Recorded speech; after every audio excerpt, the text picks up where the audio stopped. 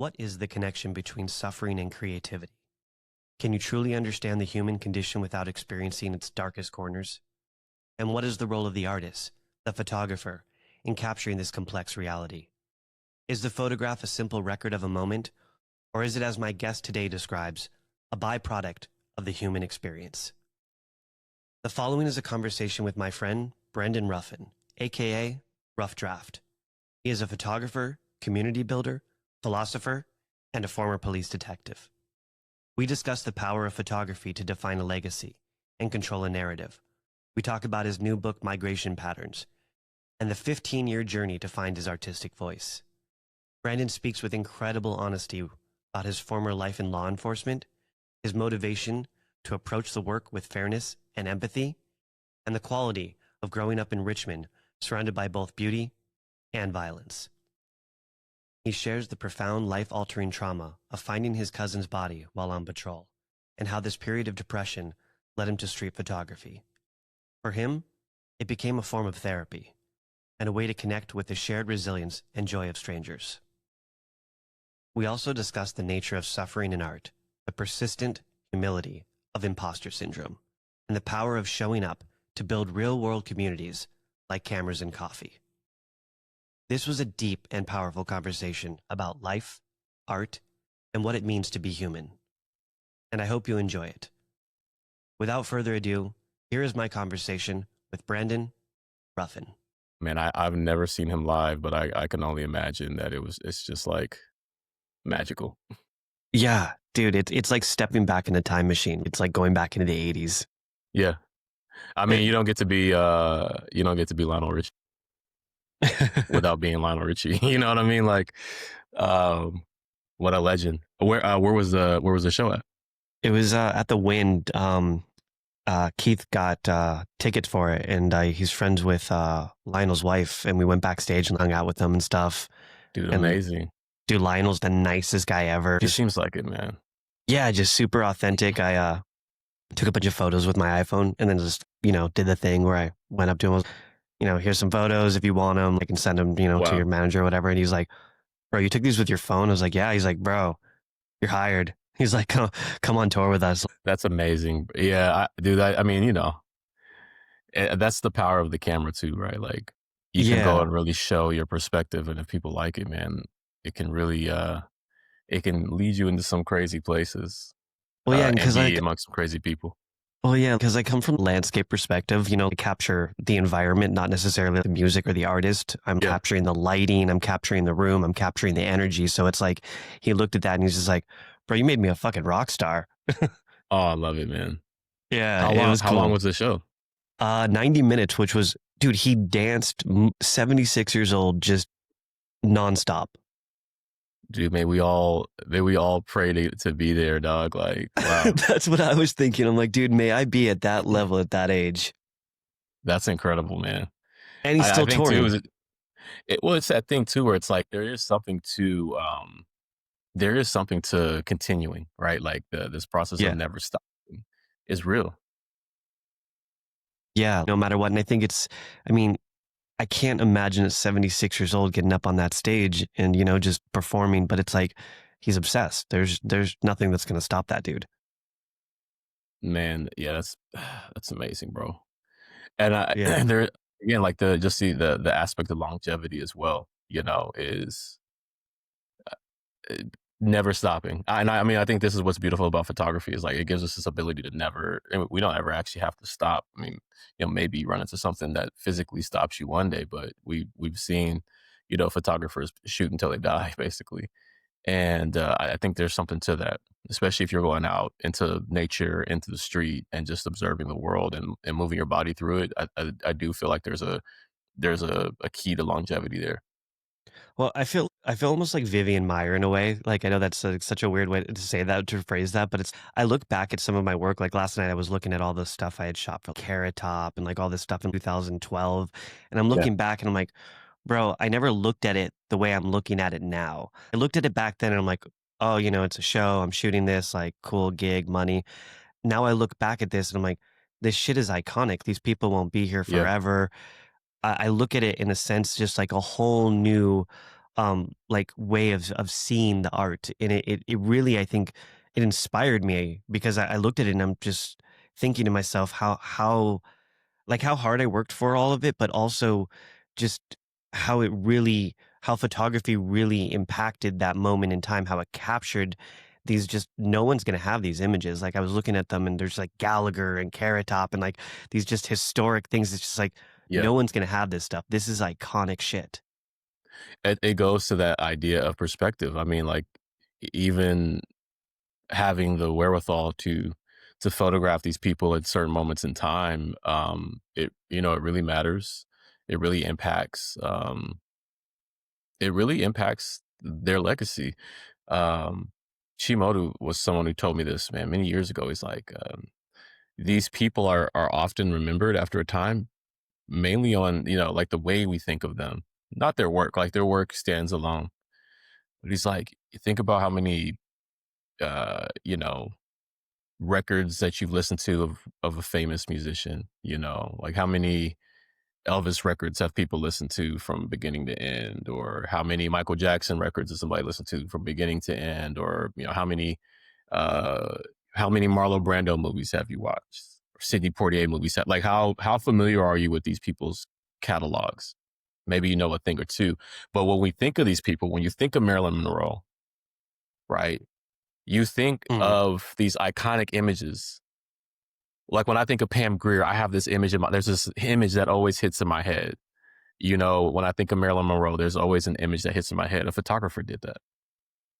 And so the legacy of a lot of people after a period of time usually is sustained by the images that were made of them. And so in there's a huge sense of importance and reverence in the work that's being done. And it doesn't just stop with people, right? Like this is mhm, how many places have you gone where the landscape has actually changed? right? A tree, even if it's just a tree falling down, you know, the cover of my book, that tree was significant for a reason, which we can get into later, but like it's gone now. You know, I photographed that tree just a little over a year ago.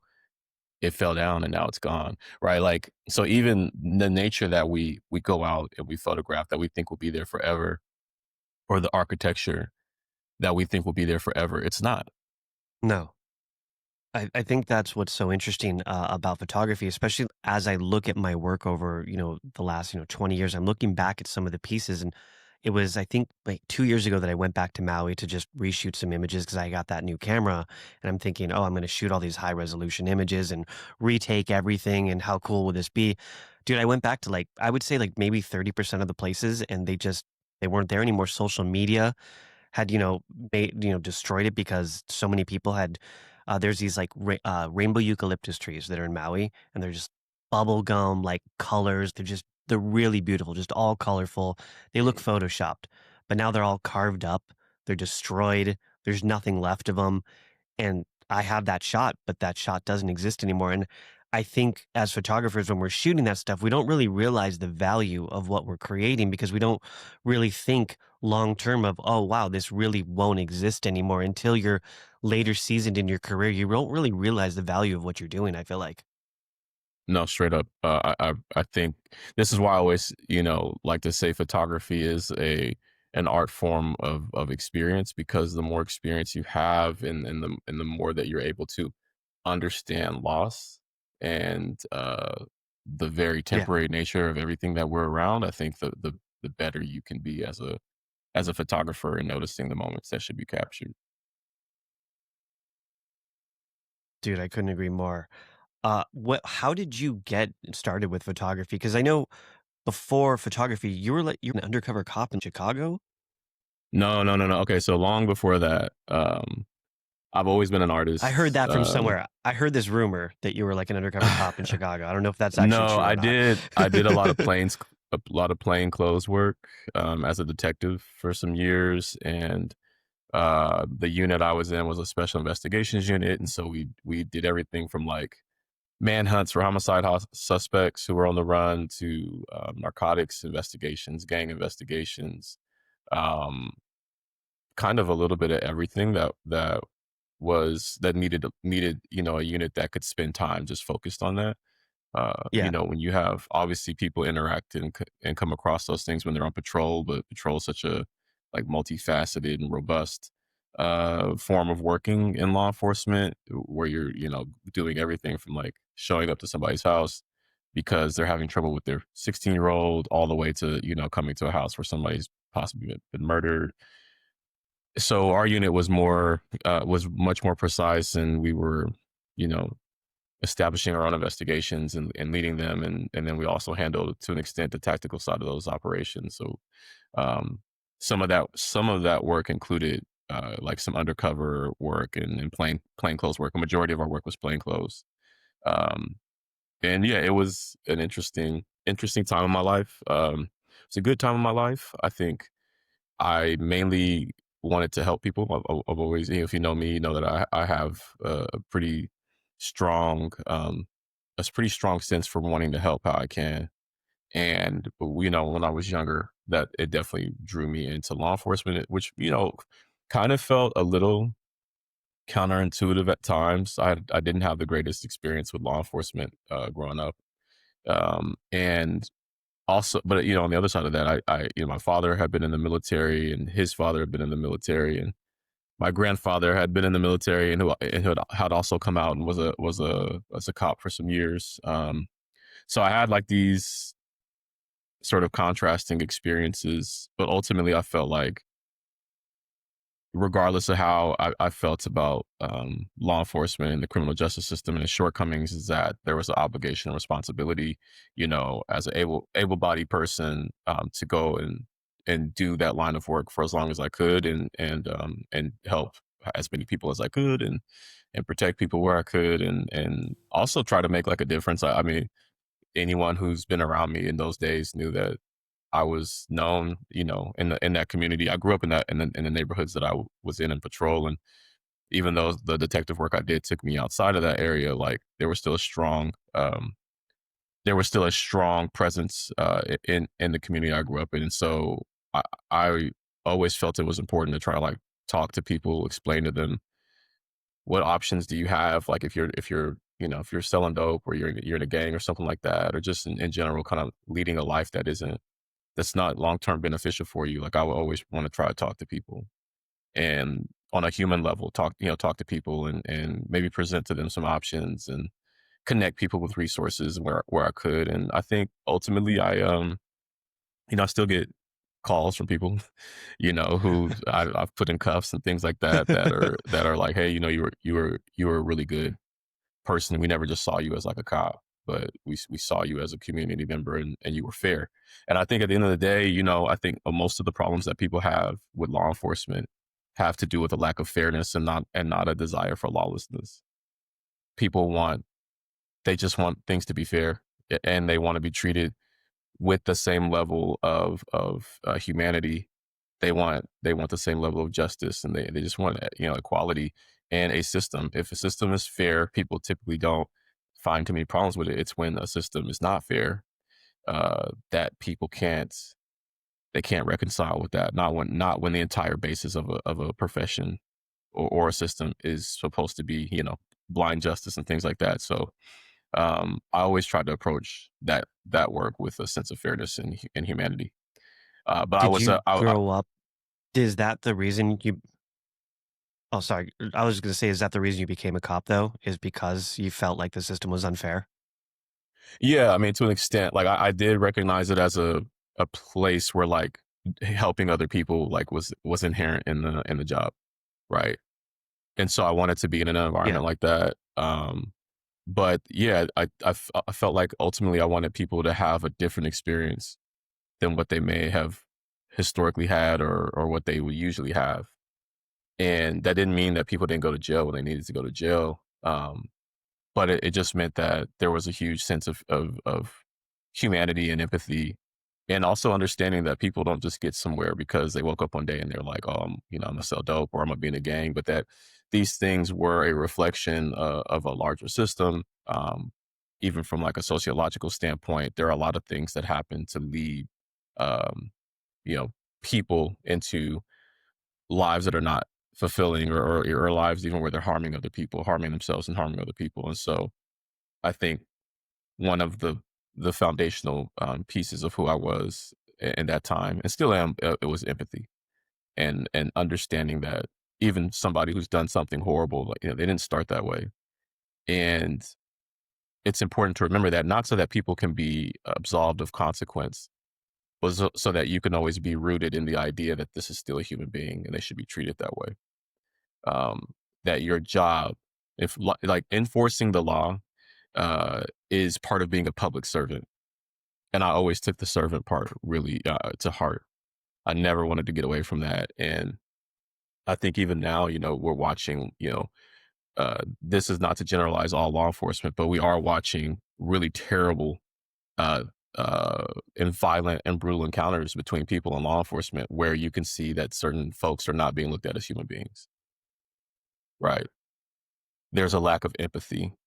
And this is not, and this is not just in law enforcement. There's a lack of empathy in the world today, I would say.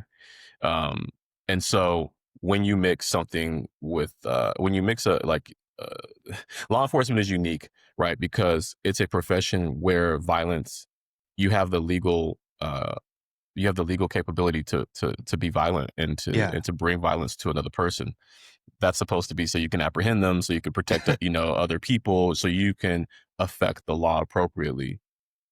But it's something that you have to be careful with, because if you don't approach that with empathy, if you don't approach it with a sense that everyone that you're dealing with is a human and that everybody deserves kindness and empathy, and everyone inherently has their humanity. It's not something that you can give or take away from a human being. If you don't have those core concepts in the way in which you move, and your job allows you to be be violent to the extent of killing someone, right? Mm. It is a very dangerous mix to remove those foundational concepts from who you are, and then having that kind of power. That kind of power has to come with a great sense of responsibility. It has to come with the obligation of understanding that you are a servant.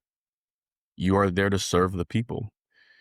And I think that sometimes that could be lost within that profession. And so that was something I always wanted to make sure was very, very close to me, was that I was a servant. I wasn't there to be a terminator. I wasn't there to be, to beat on people or be some kind of the brutal stick of justice. Like, I was there to serve the people. And that at times looked like a lot of different things.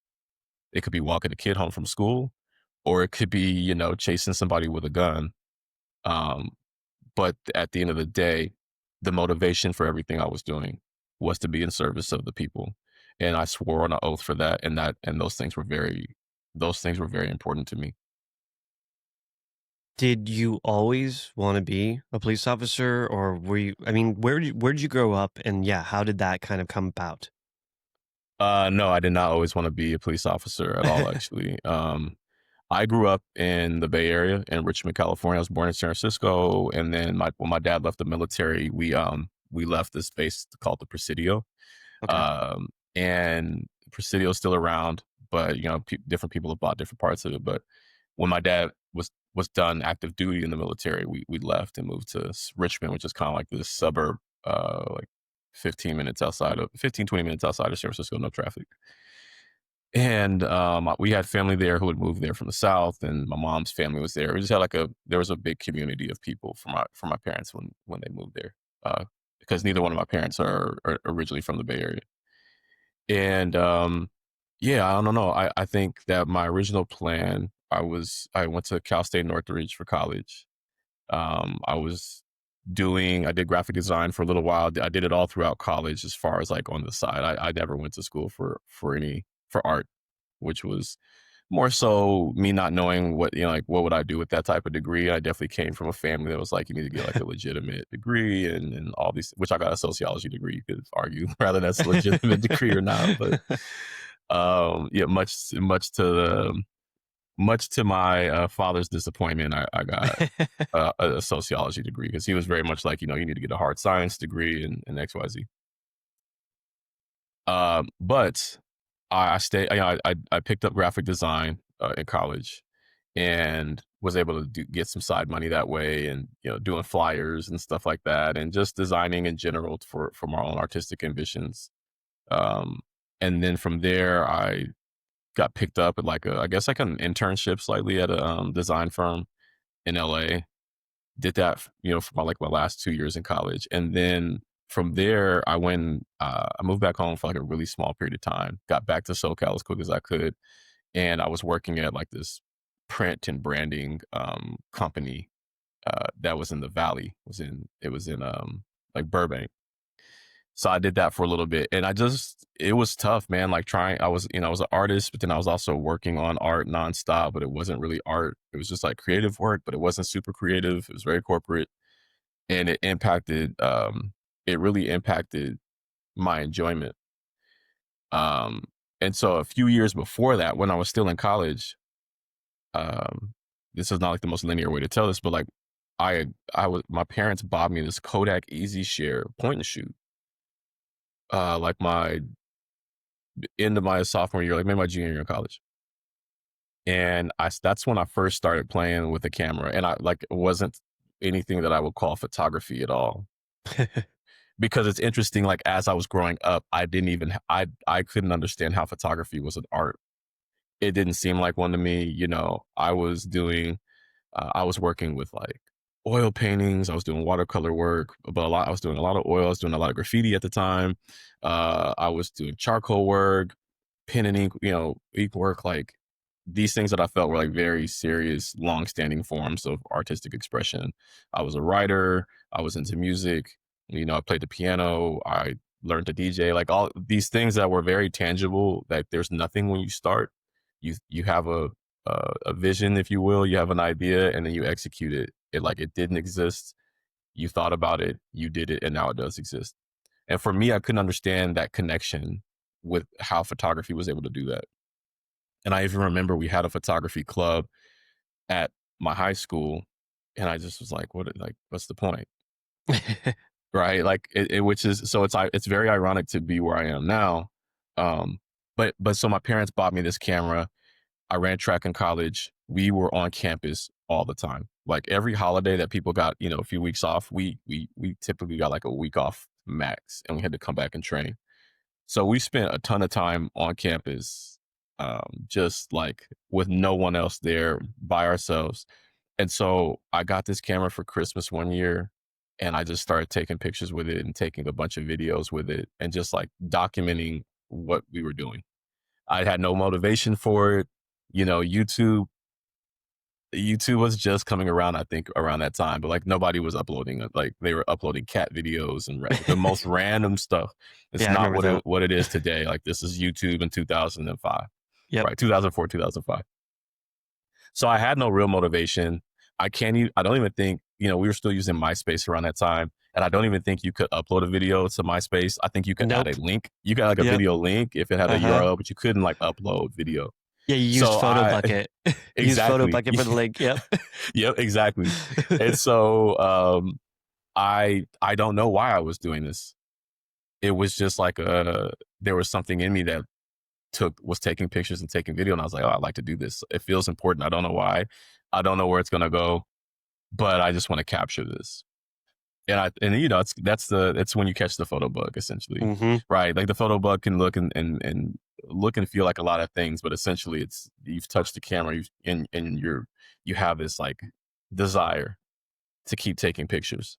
You have this desire to make more video.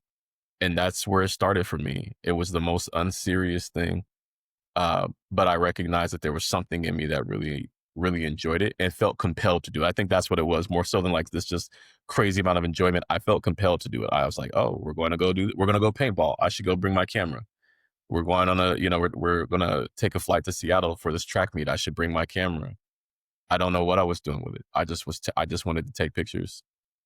So fast forward like 2 years, and I come home after college. Nice peak recession time. Yep. Life is completely different than what I thought it was going to be. Um, and I can't find employment anywhere. So I pick up like a seasonal job at Circuit City because I needed to do something. Shout out Circuit And City. shout out to Circuit City. So I get this seasonal job selling TVs at Circuit City for like a couple months. Just super depressed about it, you know. Yeah, I bet. Not to shit on anybody who works at Circuit City, but this No, is you not went to even like, college. yeah, like I like, and everything that I was told about going to college was just like not coming to be, Yeah, you get right? out and you're supposed to get $100,000 a year Yeah, internship. Life is good. yeah, exactly. You get the 100K. Somebody's like, you know, you start wearing suits and you Yep. drive a luxury or a sports car, Get a and BMW. yeah, everything that was on in the movies growing up, like that's what I expected it to The be, American dream. the American dream, and that was completely shattered. And so I was dealing with trying to understand, you know, what have I done wrong, Oh and what do I no. and what do I do next? So anyway, here I am at Circuit City, and dude, I ended up having a time of my life. Right, like it was seriously like this extension of college because there was this whole like network of other, 20 and 30 somethings, a few It's like 40 a somethings. 40-year-old virgin. It was 100. When I try to tell you, it was 100% like 40-year-old virgin. It really was, man. And I think anybody who's worked a job, especially a retail job, understands that there's its own ecosystem, and it's like its own little small little family or its own little small city. And yeah, so I ended up working at Circuit City. I sold TVs for a couple months. They realized that I knew how to work on computers. So I did that in college. So I worked on computers all throughout college. I grew up working on computers thanks to my dad. So they realized I knew how to work on computers. So I would always kind of wander over to the tech area, and I had a lot in common with those guys, obviously. And they ended up pulling me in as a tech. And shortly after I come on as a tech, a computer tech, the main computer tech, the lead tech who was running the computer techs, he gets fired for a random reason. And they give me the spot. I'd only been there a couple months. Like as far as that role, I'd been there a couple months. And I think in total I was at Circuit City for like maybe 6 months. It felt like a lot longer, but but in that time before he got laid off or fired, whatever, but I was there like learning more about the cameras because we had cameras there. So I'm like getting my hands on cameras. He's got one of the other guys has it. And I'm like, I think I want to move up from this Kodak Easy Share I have. I want to get a little bit more of a serious camera, but the money was crazy to me. Like I couldn't wrap my head around the money. Even prior to that, like in college, there was a couple people that I knew that were like journalist majors. There was another guy who was on my team who had gotten a really like nice Sony DSLR, and he was taking pictures. And I was just like, well, I can't front the money to buy a camera, but I was just starting to get interested. And obviously like there was this little, I love this idea of like from what my little Kodak Easy Share looked like to what a professional photo looked like. I thought that was like such a cool transformation. Like, how do you do that? How do you make a photo look like professional like that? Yeah. So I was always hanging around them, just learning more about photography. And these were the very beginnings, man. And then I bought a Canon G9, which I still have. Bro, I remember that Um, camera. that was a crazy good camera. I can't remember the cost, but it was like, I think it was definitely less than $500, but I feel like it was maybe less than 400. I want to say it was like 360, $380 or something like that. Plus I got Yeah. my Circuit City discount, like, and so, I bought this camera and it had manual settings. And that's when I was really able to hone in on learning photography, the exposure triangle and, raw versus JPEG. Cause this camera had raw on it, and, just things like that. You could buy interchangeable lenses for it. Like it was a point and shoot, but it was pretty durable, man. And so that's when I really started to look at photography from the artistic aspect of photography. And I started learning the core concepts, buying photography for dummies books, and like any book that I could find. We had like a Starbucks like 2 doors down from the Circuit City I was at. And I would grab any book that I could find on photography, and I would learn. I'm that way to this day. Like I've taught myself a lot of things because I don't know what it is about me, but get into if I get curious about something, like I obsess over it and I learn everything about it. And in turn, like it could be a distracting trait to have, but also you can like teach yourself some really great, like I've taught myself how to code, I've taught myself photography, I've taught myself how to make films, you know, like all types of stuff, man. That's how I got my intro into AI. Yeah, I Was feel I like was being just an autodidact is like a curse and a blessing. yeah, it is, man, because like again, it can be really distracting. You can put your blinders on to all these other things, but the other side of that is like you can hyper focus and Hmm. obsess over a topic until you know everything about it. uh you never know everything about any topic, but you know what I mean, like you can Right. learn a crazy amount about things. And so now, you know, in the era of YouTube, I tell my oldest daughter this all the time, like there is nothing you can't learn. Nothing, especially You with just have YouTube. to spend the time. Yeah, you just have to want to spend the time with it. Yep. You know, we were going over some of her math work, and she's pretty good at math, but this one particular topic was throwing her a little bit. And I'm like, I gave her the Mike Tyson talk, right? Where he talks Oh about yeah. discipline, and that discipline is doing something that you hate like you love it. And I told her, like, you just like if you're not doing this that great, but you want to be great at it, trick yourself. You love this. You love it so much you do it every day. You Yeah. know, every single day. And you just have to tell yourself that you love it and you keep doing it. And the next thing you know, you're actually good at it because you've been practicing. Right. Instead of You I know, have to, I get to. I get to, yes. And so um yeah, man, I love these. I love the era of YouTube because anything that I want to like nerd out about, I can. And it definitely beats the 90s when I was a kid where I like had to learn about a bunch of stuff and From an scraping forum encyclopedia. boards. I mean, yeah, there was the encyclopedia era, right? You know, we definitely come from the generation like you Bro, get the a book report. CD-ROM, the Uh, Encyclopedia Britannica, the CD-ROMs. yeah, man. Yeah. I was just telling somebody else, I was when I was a kid, I was trying to learn Japanese on a CD-ROM. Um, but but yeah, I mean, this idea that the world's information is now at your fingertips, even if you look at, you know, what's been done with large language models. Yep, They could be wrong. Obviously, they can hallucinate for sure. for But sure. the more precise you are with your prompting, Hmm. and the more accurate you can, like you have basically we have the world's information at our fingertips. And this was even pre AI. Like if you just looked at the internet It's and what it insane. became, you Yeah. had everything there. So like I'm sure you remember, man, like the days in which we were on forum boards, we were in chat rooms. BBS. Yeah. Yeah, I mean, it Dial-up was just like BBS. it was a completely different world, but the information was still there, but you had to dig like super deep to get to it. But I, you know, because I would be obsessive about learning about things, and I could spend hours and hours and hours Yeah, it was before point on and the dial. click. You'd have to Yeah, literally use commands. 100. Yes, exactly, exactly. So yeah, I mean that was where it started for me. So I got the Canon G9. Shortly after, I had officially gotten my degree sent to me from Northridge, and my parents they purchased me a Canon 40D, Oh yeah. which was such a blessing, man. Like my parents are amazing in the ways in which they've supported me to That's be. amazing. That was is such a gift when you're, you know, I was 22. Yeah, I was 22. I just turned 22 at the time, and I knew that it was special. Like I've always been very grateful. I don't feel like I've ever been like a spoiled brat about, you know, understanding that the things that my parents gave me always came at great sacrifice. Even like I went to a private high school. You know, we were not a wealthy family. You know, we're a very standard middle class family, Yeah. and that I, you know, had come to understand that like sending me to that school was going to do a lot for me, but it came at, you know, my parents were making a tremendous sacrifice to send me and my sister to private school.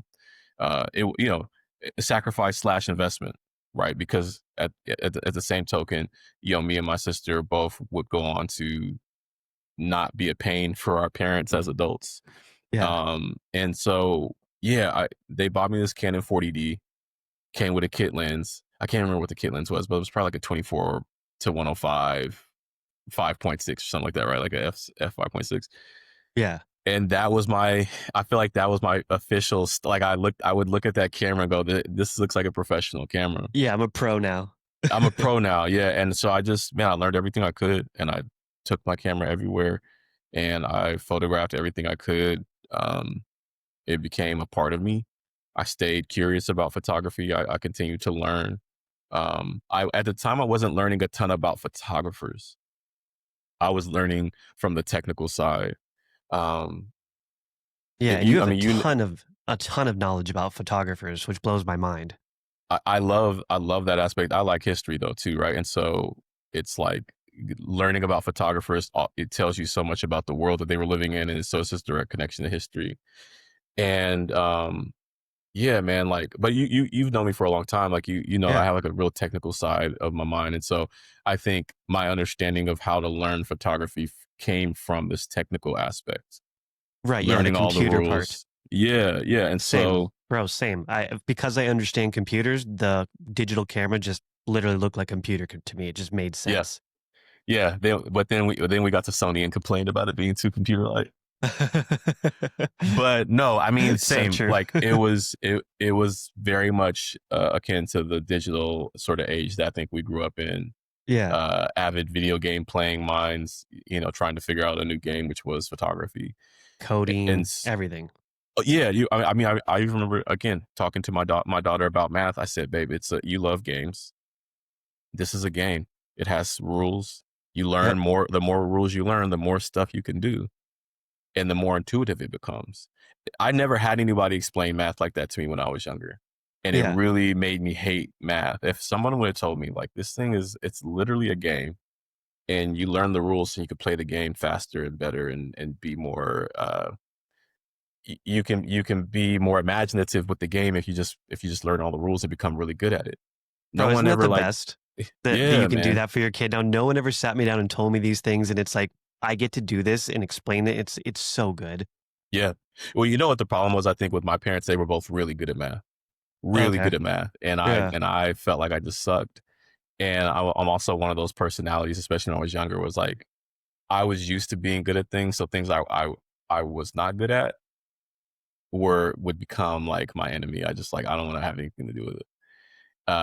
And so yeah, I think if someone would just explain to me like you can be better at math, it's a thing that you can practice just like anything else you do. My understanding was just like there are people who are good at it, and there are people And who people are aren't, not. Yep. and you stay in one of but like, you know, now I do math all the time and I Yeah, you don't can learn anything. you can learn anything. So I try to I try to do those things with my daughter. I know you do the same, man. It's like having that ability to talk to our It's the kids. best. Yeah, you share a language. Like once you realize where they're similar to you, you get to almost it's like you get to have a conversation with your younger self.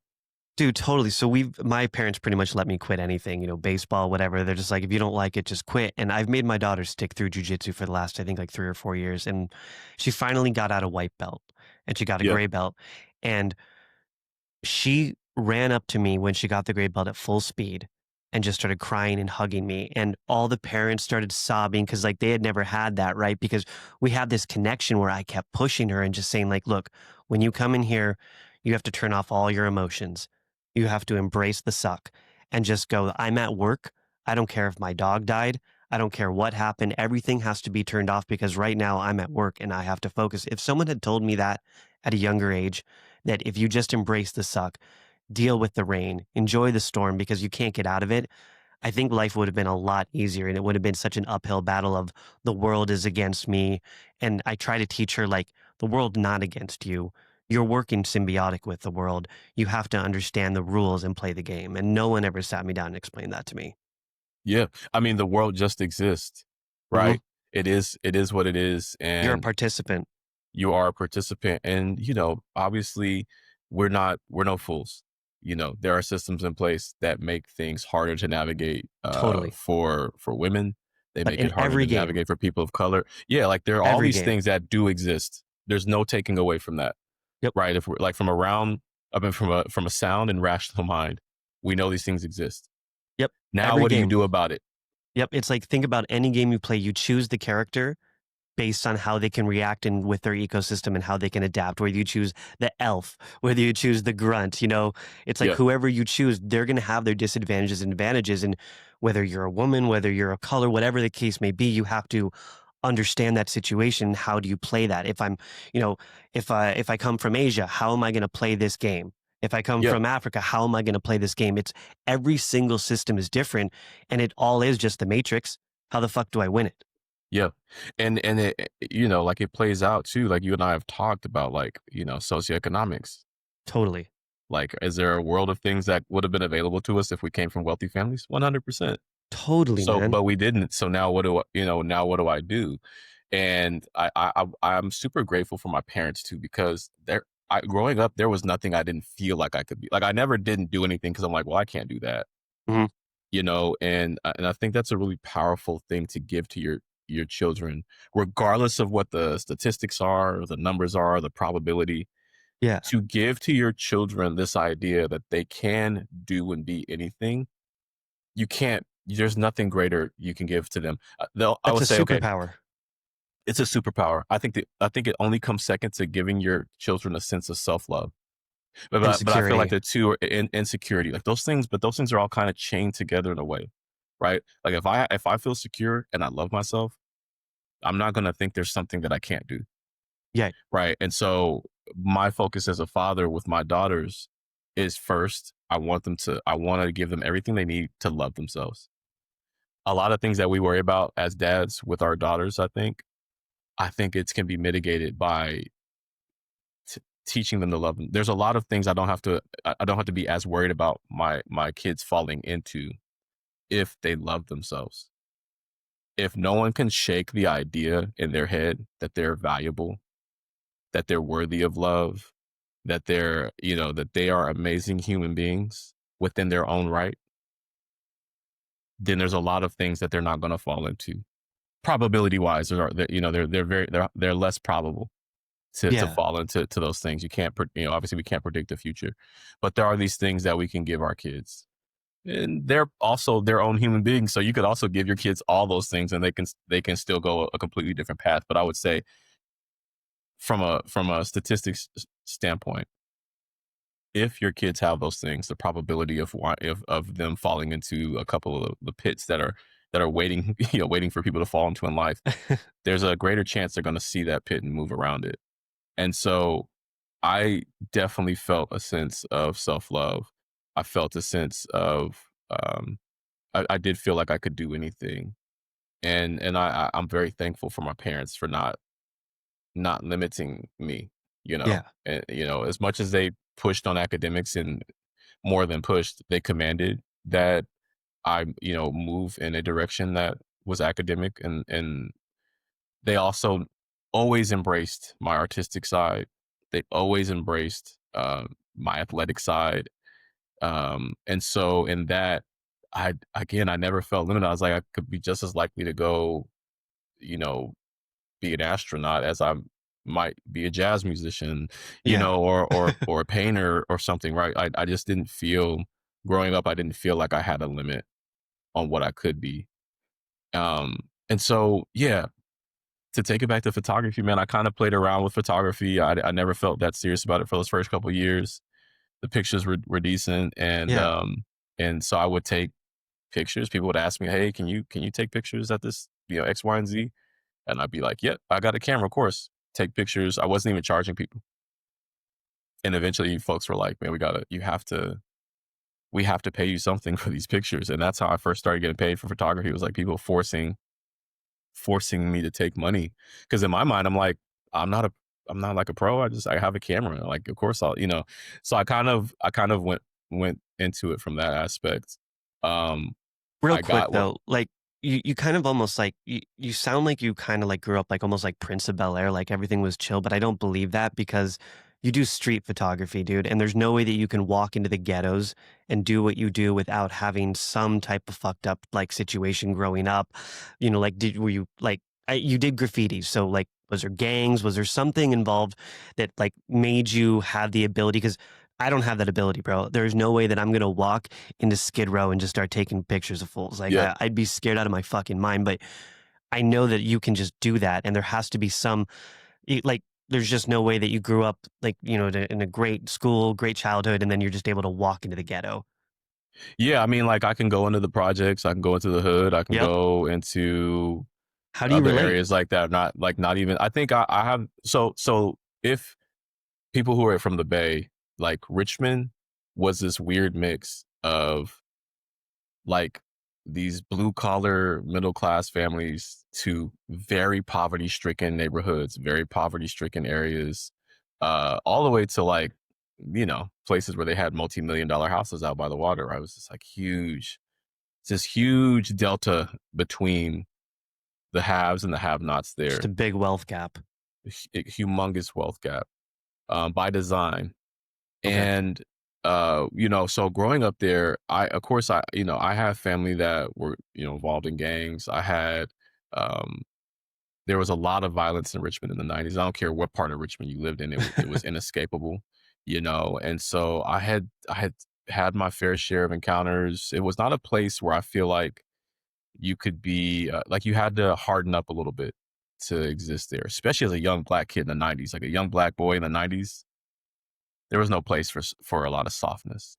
Was it majority black in neighborhoods or majority white? How was Yeah, I it? mean, like, the Bay is super diverse, and so I would say at the time Richmond was very black, but we had like a lot of white and Hispanic families there, and we had a lot of Asian families there too. Like, growing up, I feel like Richmond was like stereotypically Bay Area, Okay.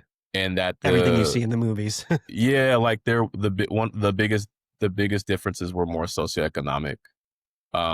There's obviously over like the last maybe 15 to 20 years, there's been a huge flux of a heavy Hispanic population that has moved to Richmond. Okay. But growing up, it wasn't like we didn't have Hispanic families there growing up. So it's not like, oh, there was nobody here that was Hispanic and then all of a sudden there was. It's just there has been more and more and more folks who come from varying Hispanic backgrounds, that are in Richmond now. So I would say if you go there now, you're going to see a lot of families that are from all over, from Mexico, El Salvador, Nicaragua, um, and a bunch of other, like, even Brazil. Like, we had a lot of Brazilians there growing up when or living there when I was growing up, which is so like there was always that mix there, but you'll find a lot of folks from those communities there now. Yeah. But growing up, we already had that. And so I feel like growing up at my schools and in my neighborhood, there was like somebody from everywhere. Okay. We Just even a like melting pot. yeah, like even there was even like an Australian family that like lived down the street from me in my neighborhood. But as you went deeper into Richmond, there would be a little bit more segregation.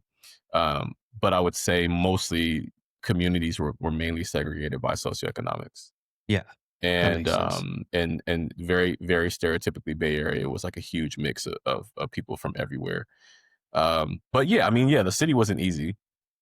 Yeah. And so when I talk about Richmond, I always try to talk about it from the concept that, like, there were some beautiful, like, I did have like a really beautiful childhood of like parks, and playing basketball like in the community, in the neighborhood park, and playing baseball and riding my bikes with friends, and having all these things be very, very real memories.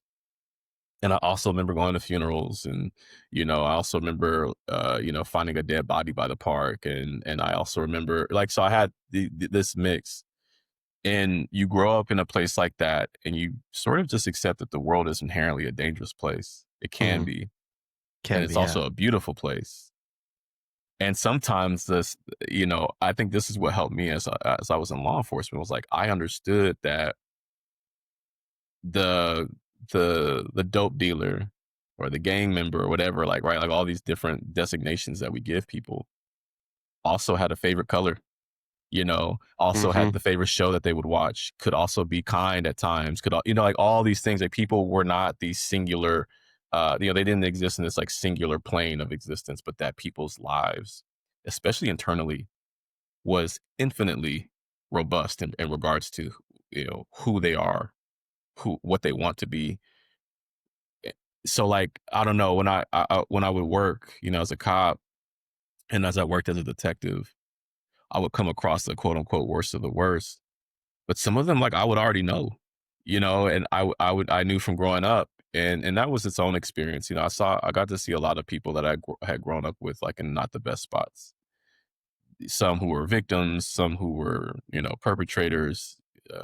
Watching people I knew uh, were not going to come out of prison until they were wrinkled and gray, if Hmm. they ever came out of prison. So I've gone to scenes with people's brains laying on their front seat, and somebody I grew up with. So Richmond is a weird place for me because I have a lot of great memories there that sound like the memories that any kid who grew up in the 90s would have. And then I also have a lot of memories that not everybody it has experienced. And I remember there was a defining moment, man, when my first week, the day before I left for college, um, that night before, my mom and her sisters, they had a party. They were all celebrating like these milestone birthdays. I think at the time my mom was turning, she had to been turning 40. And I think her sister was turning like 50, and so it was like these milestone birthdays, and they had this big party for it. That night after we got done celebrating, uh, my cousin's boyfriend had been murdered, and like we were all close, you know. They were my cousins. They were a little bit older than me, but like their boyfriends would become like my like my big homies basically. Hmm. And somebody who had known for years, and somebody I grew up with. Like as I think about my young life, I always he was part of that. Like I remember him there. He was a fixture of that life.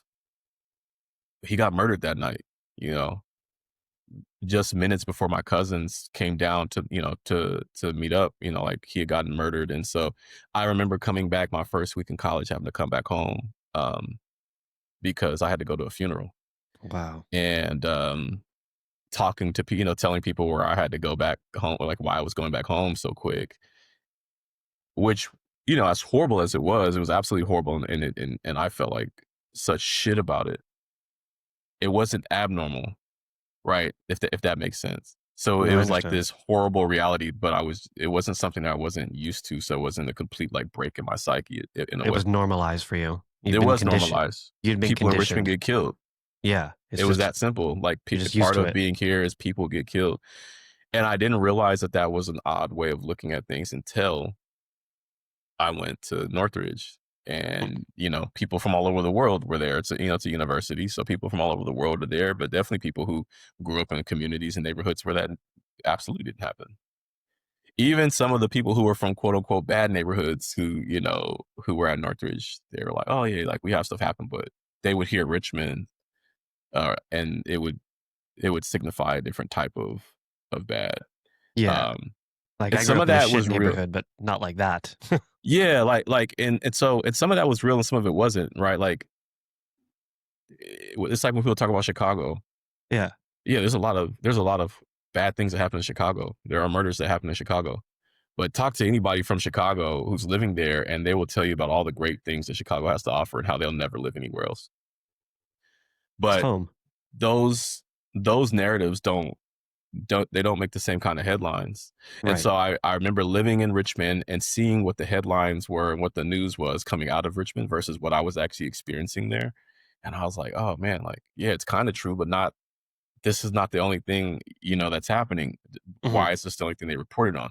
And so this is also what kind of led me to wanting to dive deeper into photography, as I understood the power of To narrative. document. Yeah. Yeah. Documentation, the power of narrative, the power of the people to control their own narratives. One of the things that I like to direct people to when they're early in their photographic or filmmaking journeys is the power that film and photo can have on a narrative for people. Is I always direct them to Birth of a Nation, right? Which was this film that was made, literally played in the White House. But this film helped bring the rise of maybe some of the most powerful times of the Ku Klux Klan.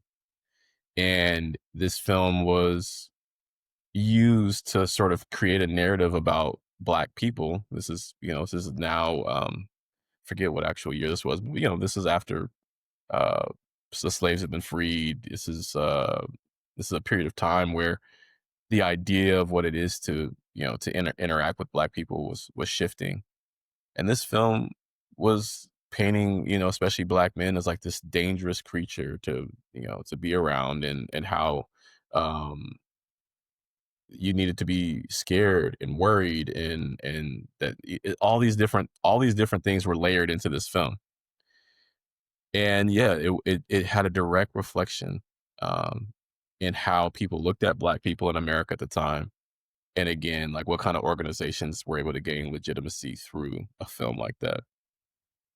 So it shows the power of narrative, Hmm. and that film and photography, storytelling is not just this like random arbitrary thing that an artist is doing, but you are making things that can have a direct impact on the world in a very real way. Yeah, you're controlling the Um, narrative. you're controlling the narrative. You're creating a world, Hmm. right? When we watch a movie, we're experiencing world building. If it's good, we're sucked into that world, and there's a study that shows, how the human brain um, reacts to seeing things. I want to say the study. Do not quote me on this because I may be getting it wrong. But there was a story where, or there was an experiment where they were, I believe, showing other apes eating bananas or something like that, Okay. and they were studying the brain activity that was occurring. And what they realized is that that activity was very close to the same type of activity that those actual apes had when eating a banana, right? It's this idea that storytelling, and specifically visual storytelling, can bring people very close to experiencing a thing, maybe as close as you can get without experiencing it yourself, and that the impact on the human brain can be very similar. So it's like film is a very powerful medium. Photography is a very powerful medium. Um, and as the saying goes, like it's not about what's in the frame. It's everything you decided not to put in the frame that actually is what is making the story. So in that sense, it's like we have to think about perspective, what it means. How does that perspective translate between the act of making a film or taking a photo and and then giving that to the world? Like what are people going to see? What are they going to Yeah, experience when they look at this? Um, so yeah, man. I mean, I don't know. I think that it's important to handle the medium with reverence for the I couldn't power that it agree more. has. Um, so going back a little bit, what pushed you into moving into street photography from, obviously now you're getting paid or whatever, but you're not going to get paid to do street photography. So what Yeah, kind of like, where do we go from here? man.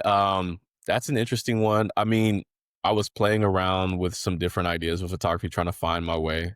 Yeah. Um, Do you shoot like weddings or like, like where you're like, I'm going to make money doing this or, no, because you know what? I feel like I was never really looking at photography too much from like a money making standpoint. okay, Um, just like I passion right now. never, I never saw myself necessarily being a professional, whatever that means, professional photographer. I like to do it. I was down to see what opportunities could open up with doing it. But like photography was one of those things that I was just going to do. It didn't matter Yeah. if anyone knew that I existed or not. I was going to do photography. And street photography came around like in an interesting time. So there is this connection to there was an era of photography that I'm sure you remember on Instagram. Sort of like that hype beast street, but like still very symmetrical. It was like not traditional street photography. It was like Yep. this mix of like architecture photography and landscape photography, but it fell kind of in there was a genre, and I don't want to use too many words to describe the genre, but we all know what it was, where it's like Totally. feet dangling off of a skyscraper or, you know, um, just these like really dope landscape shots. But like, there was this Just epic. there Something that epic that just blew yeah, your mind. there was an era. Yeah.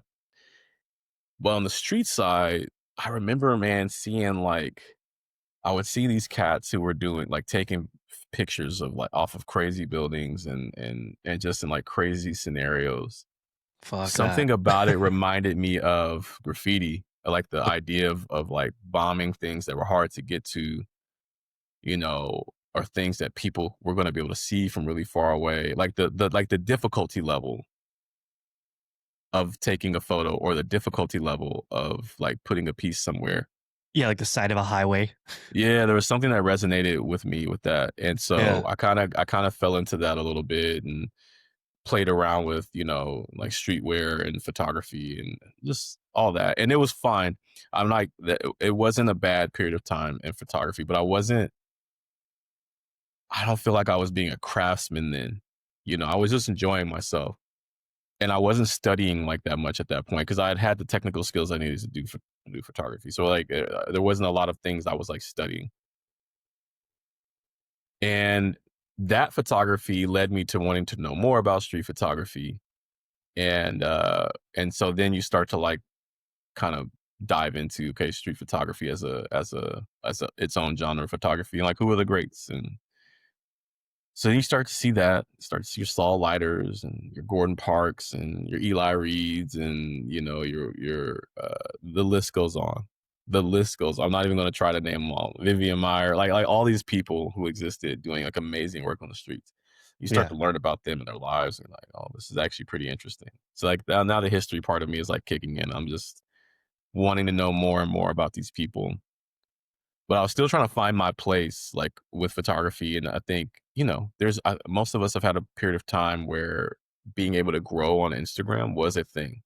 Rather people want to admit it or not. Like there's a lot of that's, for most of us at some point in time, you would look at your ability to grow on like Twitter or X or whatever. At the time, it was Twitter, or Instagram as a metric of what kind of quality of work you're doing or how good of a photographer you were.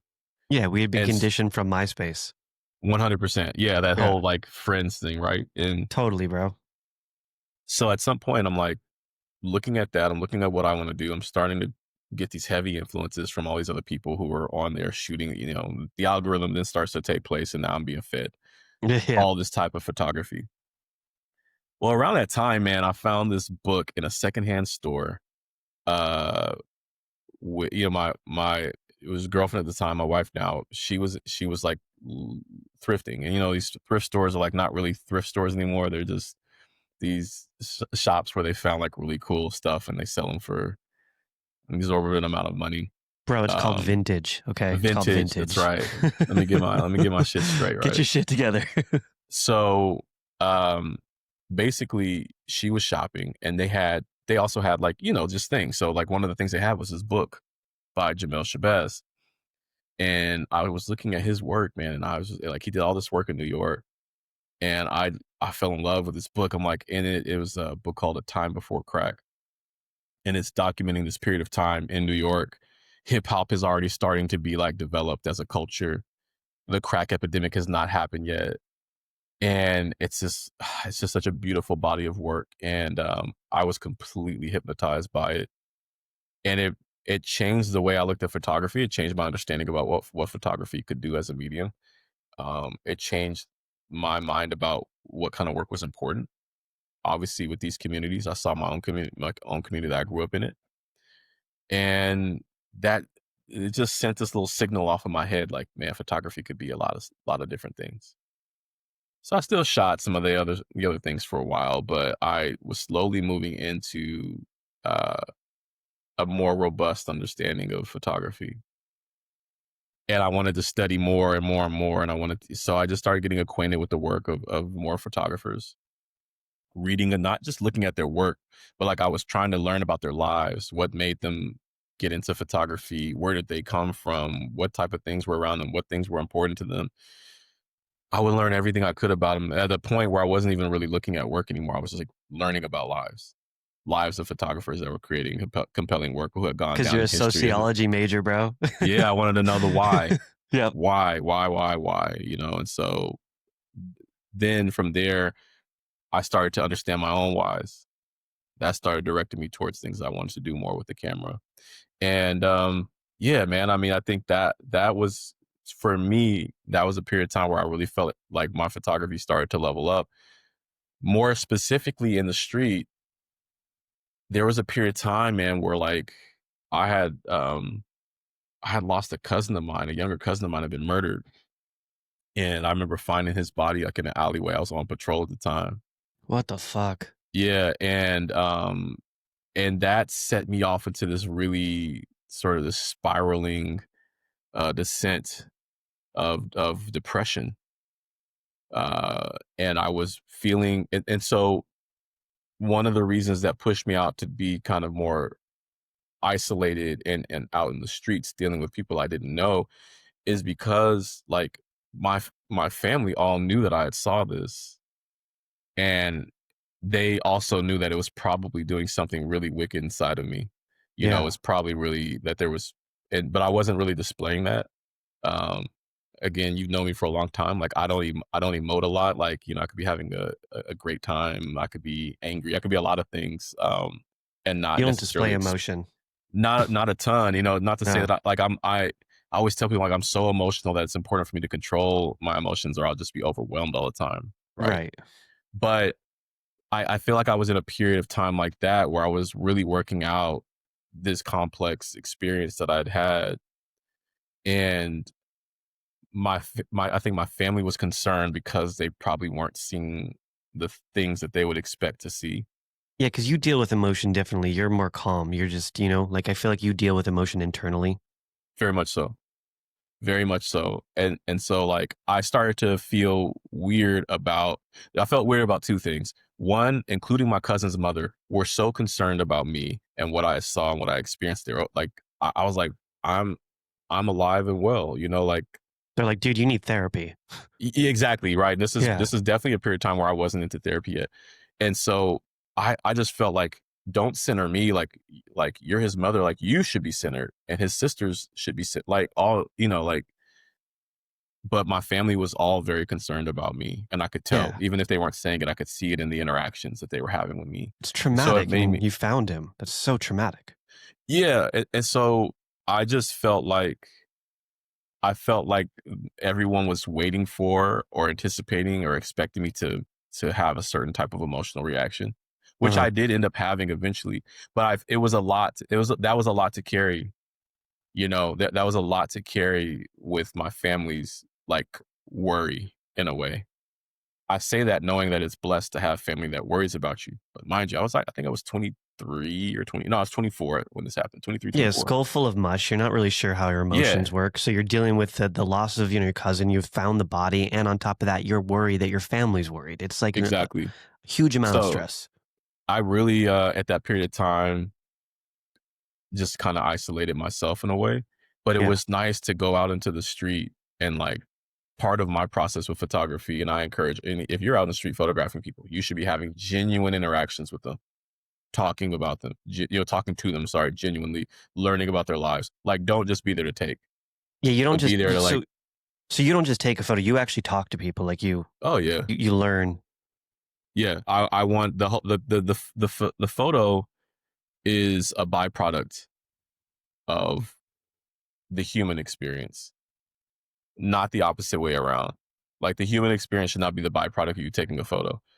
I think your street photos will be better. Here's a pro tip for anybody looking like your street photos will be better if you go out genuinely wanting to engage with other human beings. Yeah, it sounds like your photo is just the breaking the ice so you can actually talk to somebody. Yeah, I mean the photos sometimes for me like is just it's just the end result of an entire experience. Sometimes that experience like never even happens. It never even happens. Like as far as the photo, it'll be an entire like it'll be talking to them, and then they'll be like, "Oh no, I don't really want a photo." That's cool. In Wow, fact, okay. when I'm trying to teach people about street photography or street portraiture, I tell them, go approach people and talk to them very honestly, and don't ask them for a photo at the end. Like find somebody you want to take a photo of, and then don't ask for the photo. And you start to like train yourself to be able to sustain the disappointment of you know, not getting this thing that you wanted. But it's still like being able to have this beautiful experience like as a human being, like just talking to them, you know?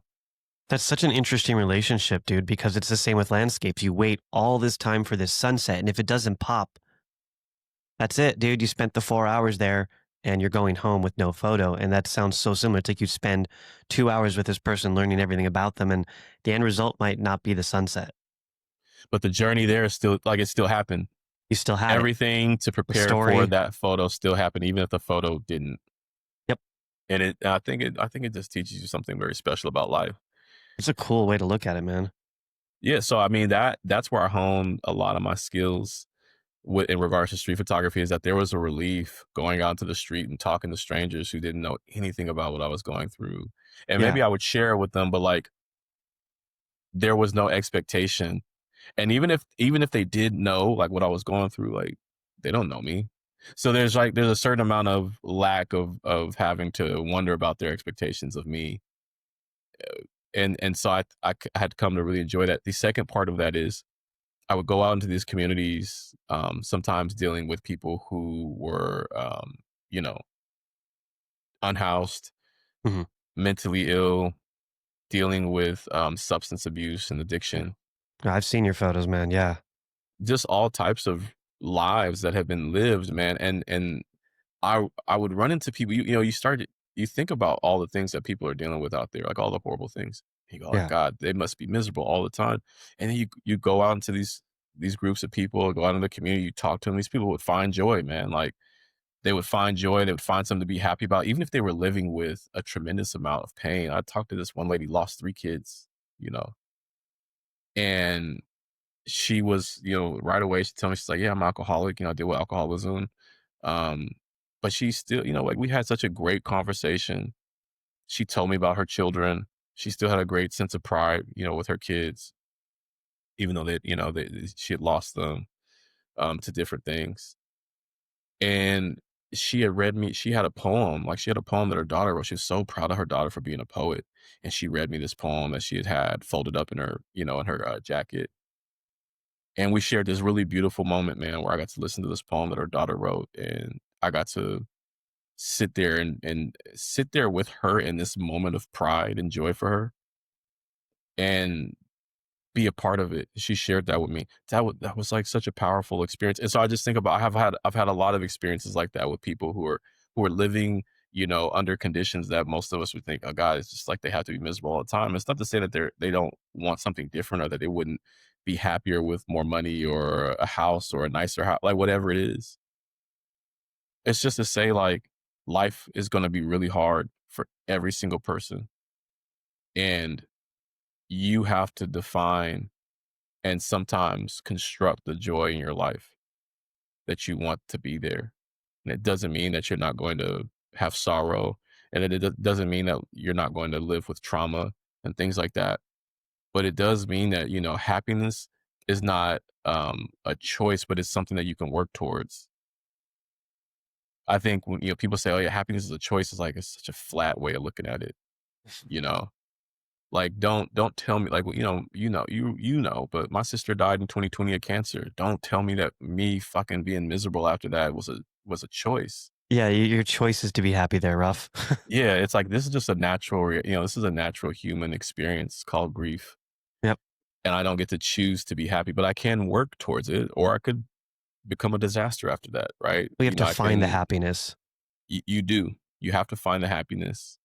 And so you find the things that look like happiness to you. You work towards that. You actively work towards uh, being able to interact with those things. Right? When you're depressed, when you're grieving, it's not so much that things that are joyful or happy don't exist. It's that you don't have the capacity or the tools to interact with those things. Yeah, you're wearing goggles and you can't see those things right now. You Yeah, are blinded by that. You have only one narrative right now, and that's grief. 100%. Like when my sister died, it was such an over. Like we were. It was just me and her. Like I didn't have any other siblings. She was my younger sister. We're 2 years apart, so we were close. Like it wasn't. And my reality was completely shattered, right? Like, so don't Yeah, it's tell me to choose devastating. happiness as I'm trying to like reconstruct reality. I will get there eventually, but it's a thing that I need to work towards. And so Hmm. I learned that out there in those streets and talking to people that you could, these people are gone, my cousin had been killed. That sucked. It was really bad. It was horrible. For me, it was shitty. To find him like that was shitty. Hmm. But talking to some of those people, like I wasn't special, you know? I wasn't special because I was grieving. I wasn't special because I had seen something really horrible or gone through something really horrible. That grief and trauma is a result of the human condition. To And be everybody goes alive, through it. and everybody to an extent goes through it. And no one gets to avoid it. Hmm. And so I realized I'm going to survive this. I'm going to get better one day.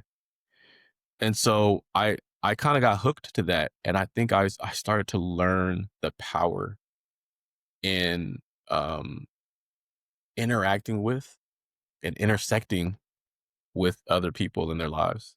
It That sounds there like was a therapy, great deal to dude. learn. It is. It It's very sounds, therapeutic. It yeah. is very therapeutic, and also it's a huge like you learn so much.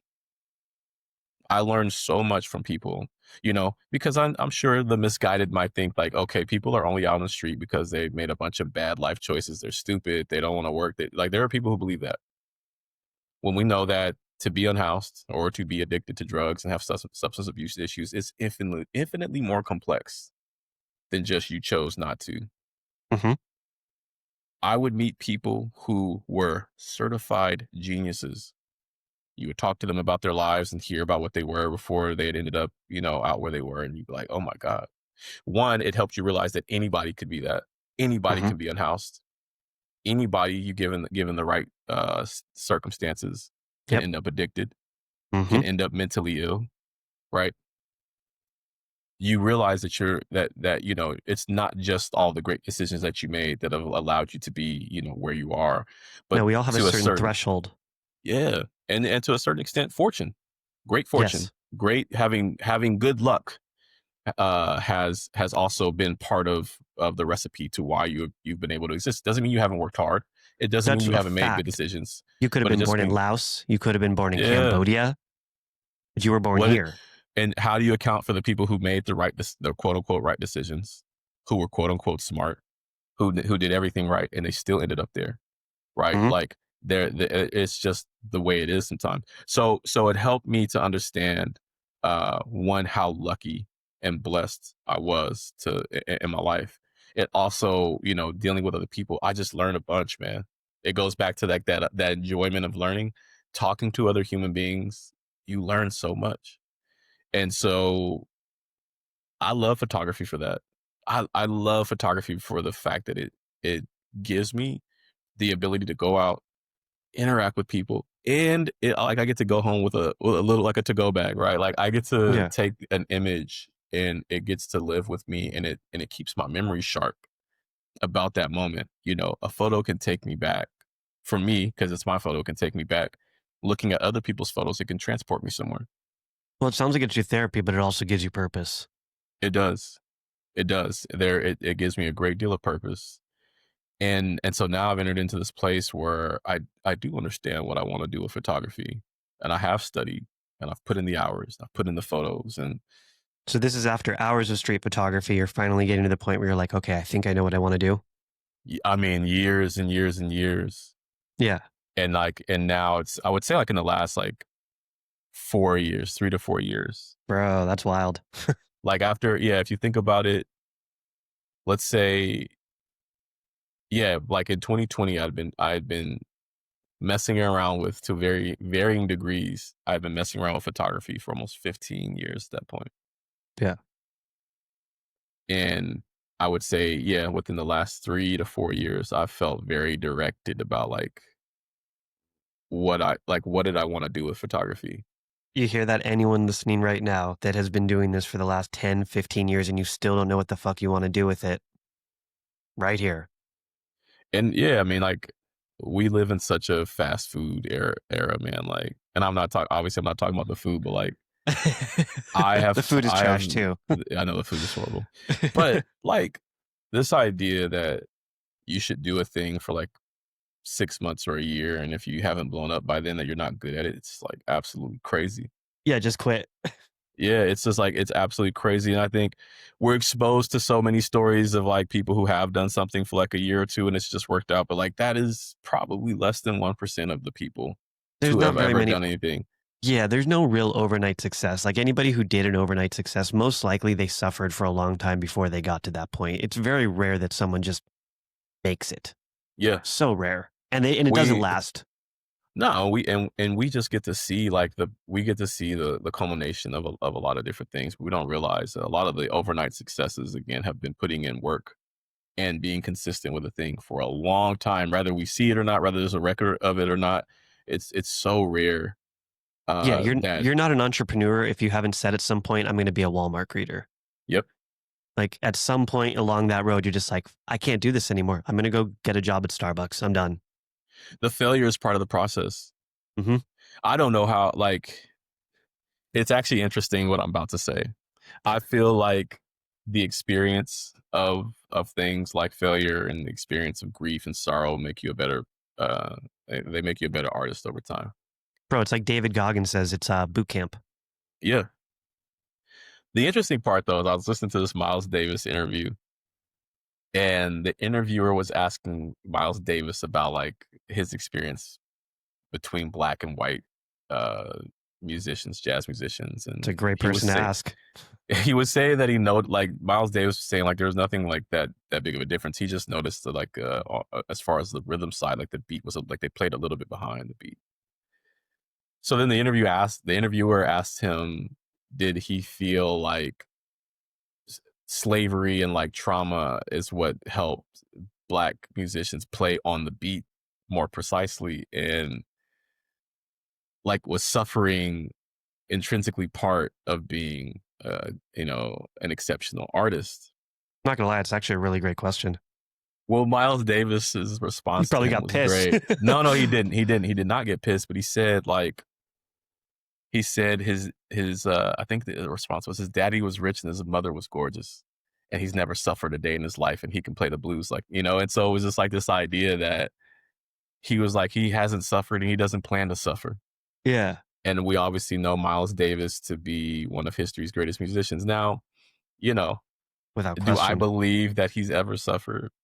I'm sure Miles Davis has, in some regards, suffered to some extent. But like this idea that suffering was necessary to create Right. great art, like Miles Davis didn't feel that way.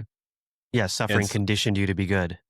yeah, yeah. And so like I would say, you know, the, there is something to be taken away from those hard moments in your life and from sorrow, suffering, grief. I think there is something that to be taken away from those experiences that are very universal to the human condition, that when placed into art Mm-hmm. is highly relatable Mm-hmm. and creates connection. I think art needs those things. But yeah, I don't know. Not here to say like if you have never been through anything bad and substantially bad in your life that you can't create art, because then that also leaves out how do you explain the savants and the artistic geniuses out there who Totally. have created amazing art as children?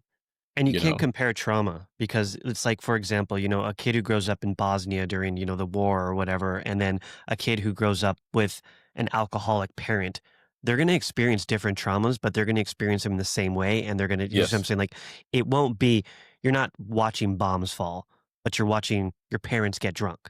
And yeah, although it's not the same, you're not going to die, but you're still experiencing it in a different way, but it's still the same barrier of trauma. And so therefore, anyone who says they haven't suffered, maybe they're just not aware of how they did suffer. yeah, They just look at it like I interviewed Violet Jones, who grew up in communist Poland, and awful. I can't even imagine. But she puts it into perspective of like, that's how I grew up. It wasn't that bad. And I look at yeah. it like I couldn't even fathom growing up in a communist country, especially Poland during that time. And she's like, we just get rations. There was no stores. And just talks about it like it's nothing because that was her trauma. And if you compared it to mine, which is just like, I grew up pretty well. I mean, alcoholic parents, whatever, but nothing like that. But you can't compare them. It's just, You can't, because those experiences are relative they affected and everyone different. they affect everyone different, and they're the extent to which something can affect you has a lot to do with the context in which you're experiencing it. Right? Trauma is trauma because it is, at some point, it's pushing you away from a normal situation. So maybe someone grew up with like some kind of like extreme trauma that you would Hmm. look at, go, oh my God, like this is crazy. But for the most part, their parents were regular. And then at some point, their parents has an addiction, a substance abuse issue. That may be so different and so far off for them, even given all the other trauma that they dealt with.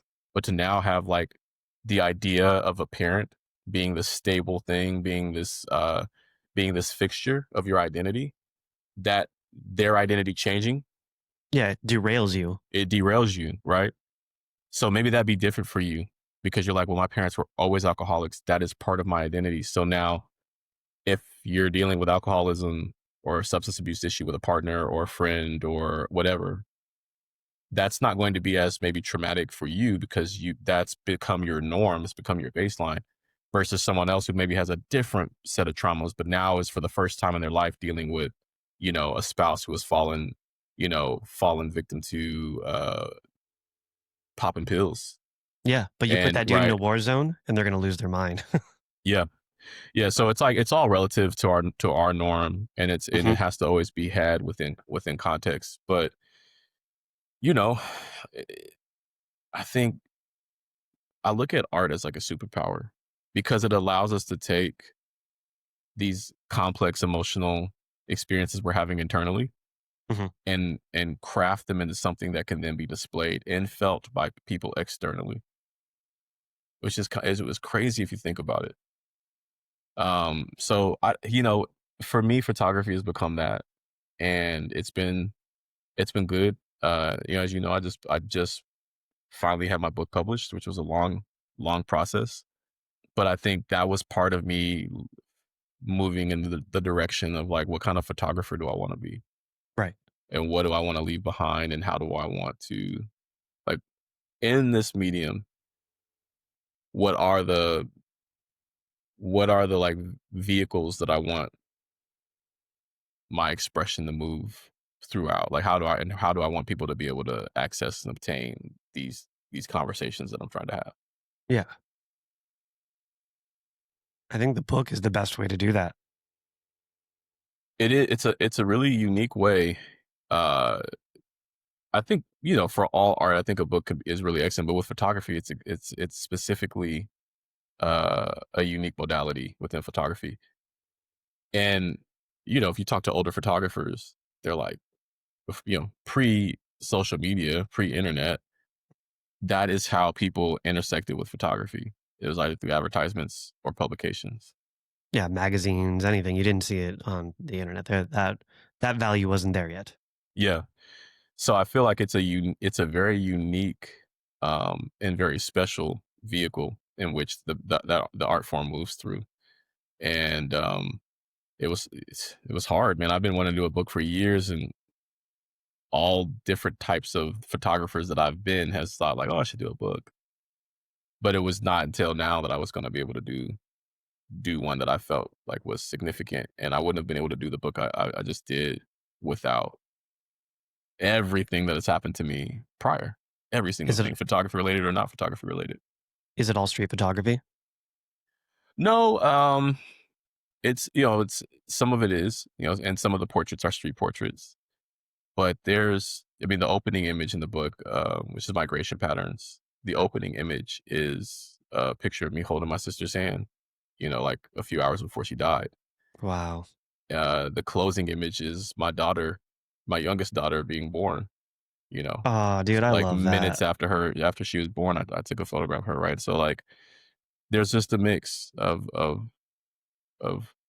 photography in Yeah. within that book, um, which I think if I would have done a book of photography, 5-6 years ago, probably would have been a majority of it would have been a majority street. Yeah. But now you want to tell your story?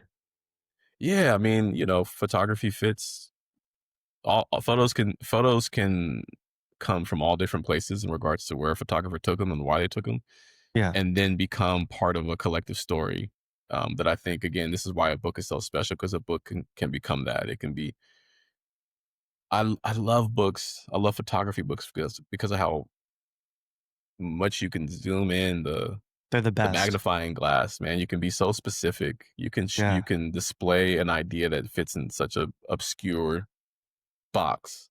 And you can just pick it up wherever you are. Yeah, You you just can pick go it and up. you can go deep into a subject, man. Like that's what really makes it beautiful. You can also display, you know, um, you could display a lifetime of work in a book as well, right? If you think about some of the greats who have made books, and it's like, man, you got 40 years worth of photography in this one book to express this idea that they're trying to express. Yeah.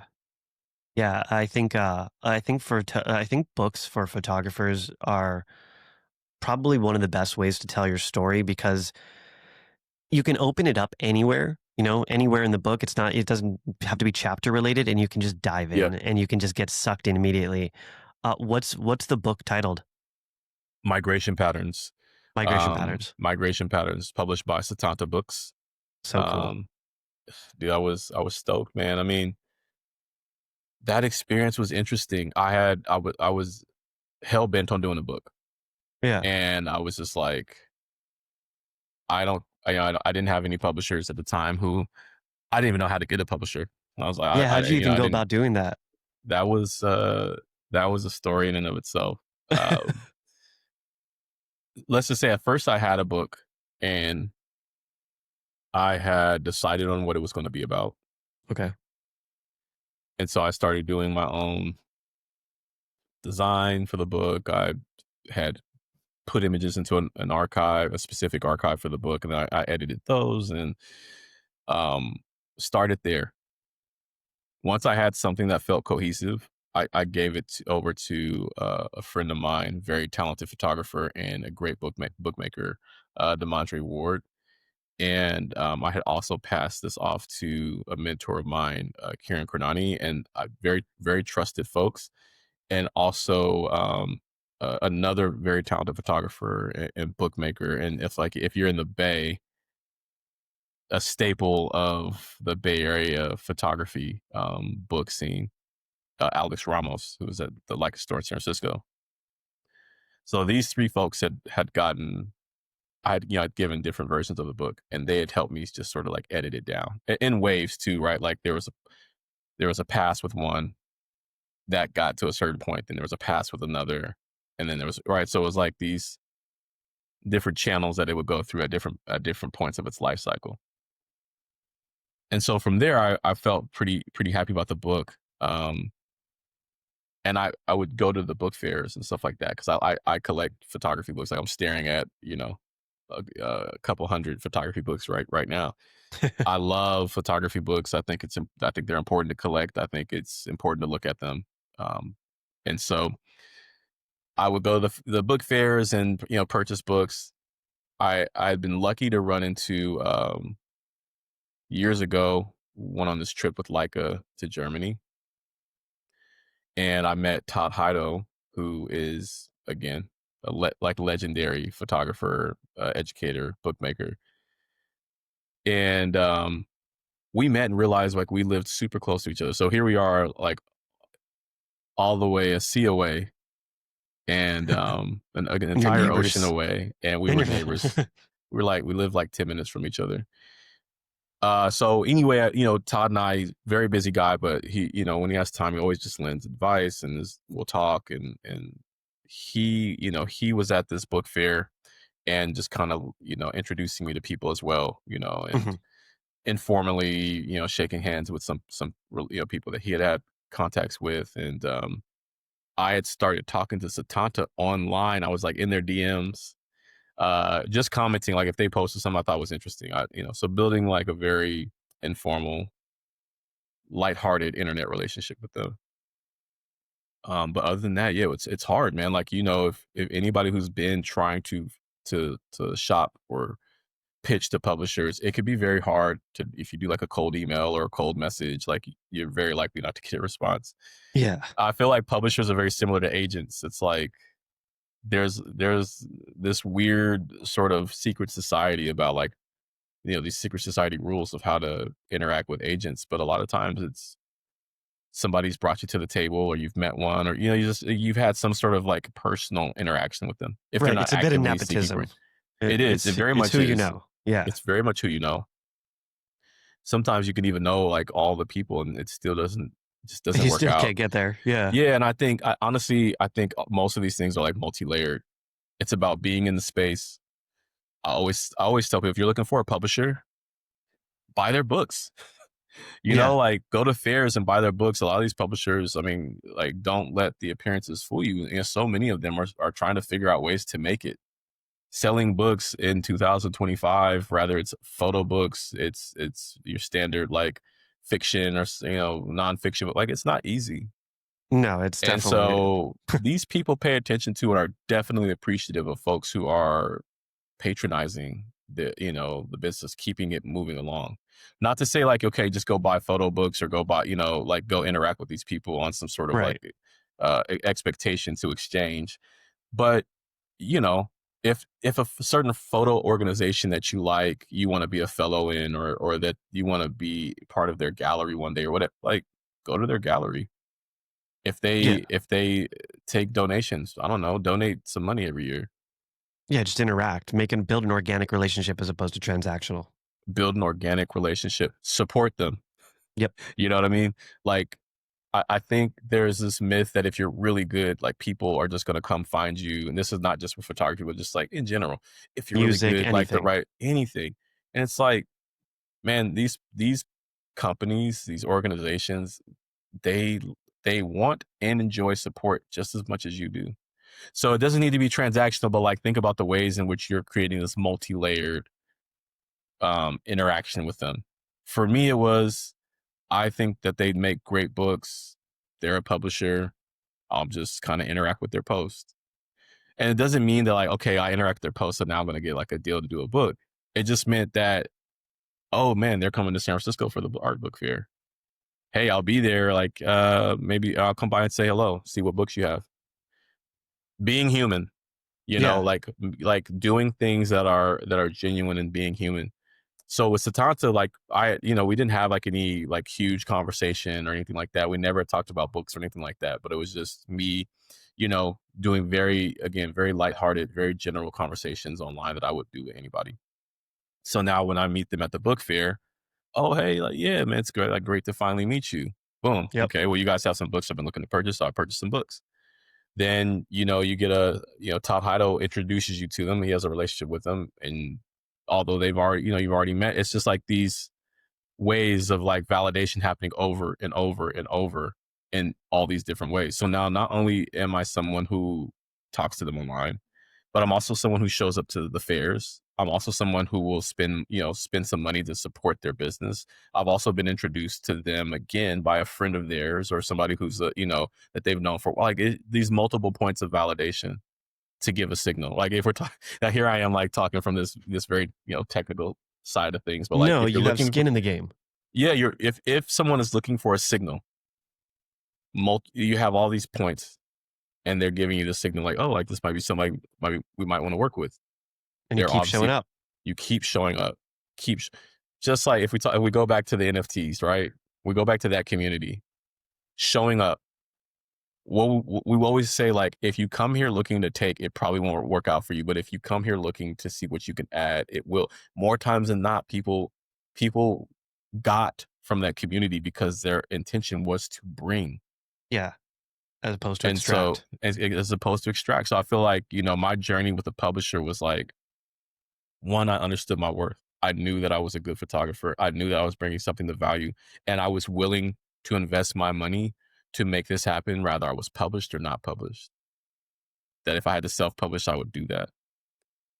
Two, I organically interacted with different publishers over time, and Mhm. I did what I could to become part of the photo book community And you made yourself unforgettable by showing up.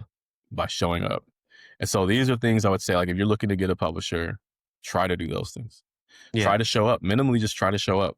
I'm not saying you got to spend, a bunch of money on photo books, but like if you want to make a good photo book, you should probably have some photo books, Yeah, you're right? probably not going to get a lot done from just sitting in your house as opposed to just showing up. And I think like there's something to be said about the not being, forgotten because you're always there, but constantly interacting with these people, constantly building that relationship because it may turn into nothing, but that next step that taught you something that could eventually, get you into that next relationship, gets you into that next publishing house. These people might not publish you, but they might introduce you to somebody who does. It's just about being in the room. Yep. And funny enough, like I'm not gonna, I don't want to mention the publisher, like, and I'm fine with them. Like we're still super cool, but like there was a really major publisher in the photo book world who was interested, and uh kind of met under the same circumstances, and then sent, was told to send the stuff over, and I just never heard back from them. Like, just never heard back. Essentially got ghosted, and that was a very weird period of time for me because I'm like, what happened? Did I do something Right. wrong? Mm-hmm. Am I like, did they see Do the I work? And it email was like, again? Do I look crazy? What do I yeah, do? like how many emails do I send? Yep. Been Did there. did I offend somebody? Is the work shitty? Like, I think Yeah, the you hardest part spiral. about that was I was like, oh man, like maybe the work just wasn't good. Yep. Which is kind of where I had landed on for a little while. I was like, man, because I'm very hard on myself. So I'm like, the project's just not good. Let me just kind of rethink some things. But I went from that. I was like, no, I'm going to publish this book. I don't care if I have a publisher. But to say like that, who I imagined, who it seemed like I was going to publish this book with, that's not who ended up publishing the book. And that was after getting like a really, for the most part, a really great response from this other publisher. Like, it seemed like Yeah. excitement, the vibes were good, and it just didn't happen. And so then it took getting over that. There was a psychological toll on me that I think any artist would have, right? Like, we as artists, we are hard on ourselves. But I went to this place where I'm like, your work sucks, man. That's the problem. Right. I'm a Leica ambassador. I have all types of people who have told me that they like my work. I've exhibited work. And I'm still sitting here like, Doesn't the matter. reason why this group ghosted you is because your work sucks. You need to be better. Brandon, Because we you have, need to be better. bro, we have impersonator, like, if fraud syndrome. I'm literally sitting with Lionel Richie. He says, no one has made me look this good in 50 years. You made me look like a rock star. You got to go on tour with me. And I left thinking, well, he just blew smoke up my ass. Yeah. Like, he's Yeah. just is like, cool photos, kid. Can you get the fuck out of here? It's so weird, like, to deal with that still. And man, I wish that people could understand how often I tell myself that my work is shit. Same. Like, how Same, bro. often I tell people that my work is not good and that I'm not good, and I going tweet through everybody this. else's work before my own, bro. Yeah. I hate my own work sometimes. Like, God, I suck at this. I'm embarrassed. Yeah, sometimes you're like, how did I even get here? Right? But even with this book, like, I have, there's different channels between work and personal and also artistic channels that I could post this in, and I'm like, I was like, I don't want to post it. I feel like I'm I get it. like a snake oil salesman, Yep. and I'm like, I'd rather my friends just post it in places for me. So, but then people give me shit. They're like, man, you have a book, you didn't even tell me I want it, and I'm just like, oh, I'm like, I am trying to build up that relationship with myself better, It's where hard. I'm not as toxic on my, with myself and with my work I get as it. I am. The other part of that though is I I'm not completely mad at that part of myself, because it is that part of me that it's never satiated, that is always looking towards, what can I do next? What can I do more of? How can I make this bigger? It's that part of me that has allowed me to do a lot of things. And I just turned 40, and when people hear about the things, and not to say like everything I've done in my life is great, but just the variance and experience Yeah. that I've been able to have in the different lives that it seems I've lived. Um, It keeps you it humble. it does, man. And I think humility is so important. Uh, Humility is one of the best traits you can have. And not humility to a fault, but humility enough to just know, like, again, I don't think that I've been able to accomplish some of the victories I've had with photography because I'm the best photographer.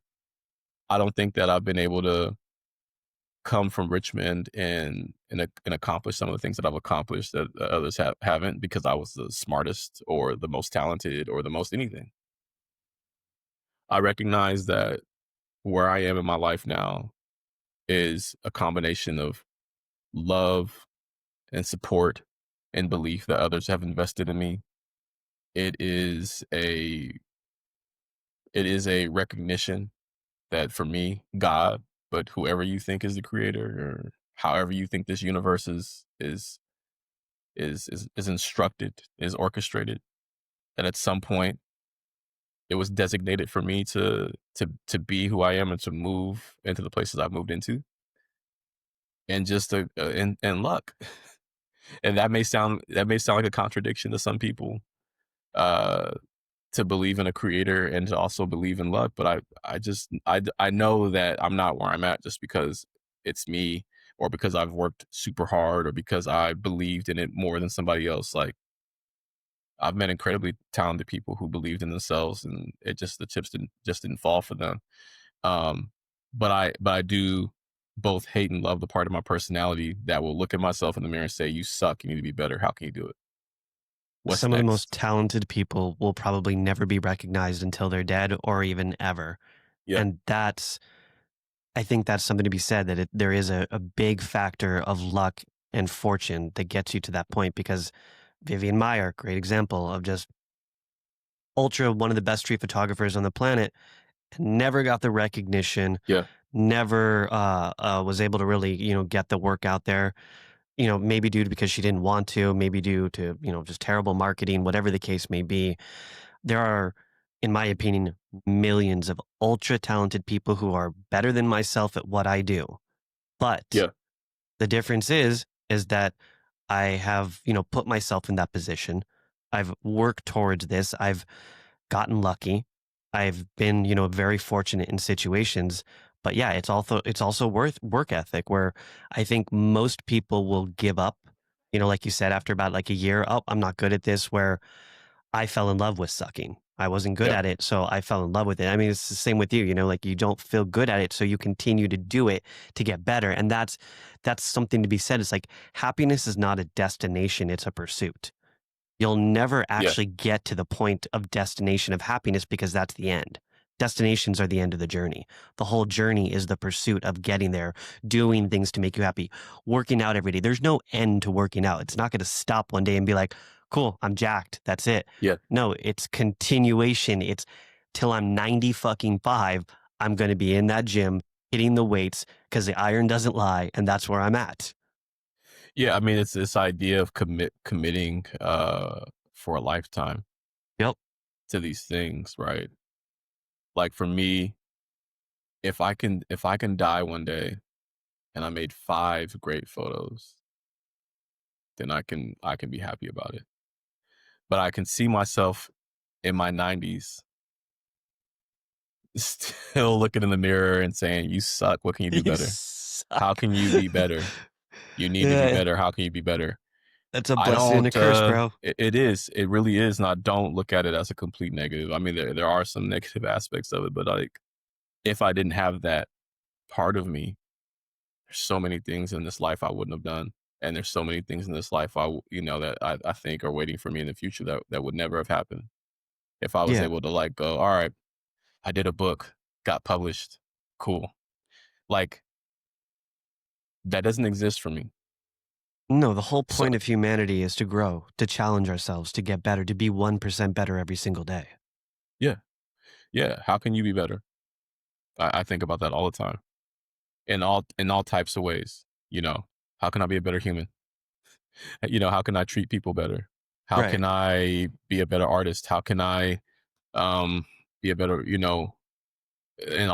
all the relationships that I have, like, in all the ways in which I am something to someone, how can I be better? Yeah, I can be a better husband, a better father, a better partner. Everything. And Yeah. even with the relationship I have with myself, How can I how love can I have a myself better better? relationship with myself? How can I love myself better? Yep. Um, and so, like, it's weird to say, like, I want my daughters to inherit that part of my personality, like the very, like, not resting on your last accomplishment, not being able to be easily satiated. But I don't wish it on them. I hope they don't inherit it to the extent that I have it. I want them to be able to, like, sit back and Be really be content. like, yeah, like, I want them to have some moments of contentment. Like, I want them to, and that, so for me, that's one of the hardest things. Like, I don't We'll really never have have those that. moments. Yeah, We will like, they're never have that, fleeting bro. at best. There was a point, there was like a, it was like a week ago, and I was thinking about the book. I was like, "Oh, man, I made a book." I could feel it in my body. I was like, Mhm. "Oh," and then it just dissipated. I was like, "All right, so now I It's need over. to I need to write this email and I need to send Mm. this off. I need to plan this. I need to plan that. I need to like start putting these things together for this other book that I'm working on. So the body of work, and it's always I need to do more and I need to be better. And No, we're the so type of people that will never be content. I can't sit by a pool in Maui and just enjoy a Mai Tai. yeah, It's not in my fucking blood, bro. I will last about 30 minutes and I'll be like, all right, got to get up and go do something, take photos, go gotta travel, go hike, anything. I can never just relax. no 100%, bro. I mean, but like you and what did we meet in 2020 or twenty I think nineteen? 2020, like on Clubhouse, 2020, either 20 or 2021. Yeah. man, the clubhouse there. But I mean, you and I immediately connected. Like Immediately, bro. this is so pre anything that happened with NFTs Yeah. and No, we anything that immediately happened with connected crypto. Like we immediately connected on and our conviction, just our yes, conviction and confidence in what we were doing. to say like, yeah, this is we have a place here, right? And like Yep. what I think also too, like we were always wanting to build for others. Like I love the photo Always. community and those like weekly shows we were doing. Like that was something so special. Well, And bro, you took it and turned it into real life, which is so cool. Like you turned it into coffees and cameras. man, That's so bro, I was badass. so inspired by the signal we got from photos, right? That's so badass. So you took it and just made it real.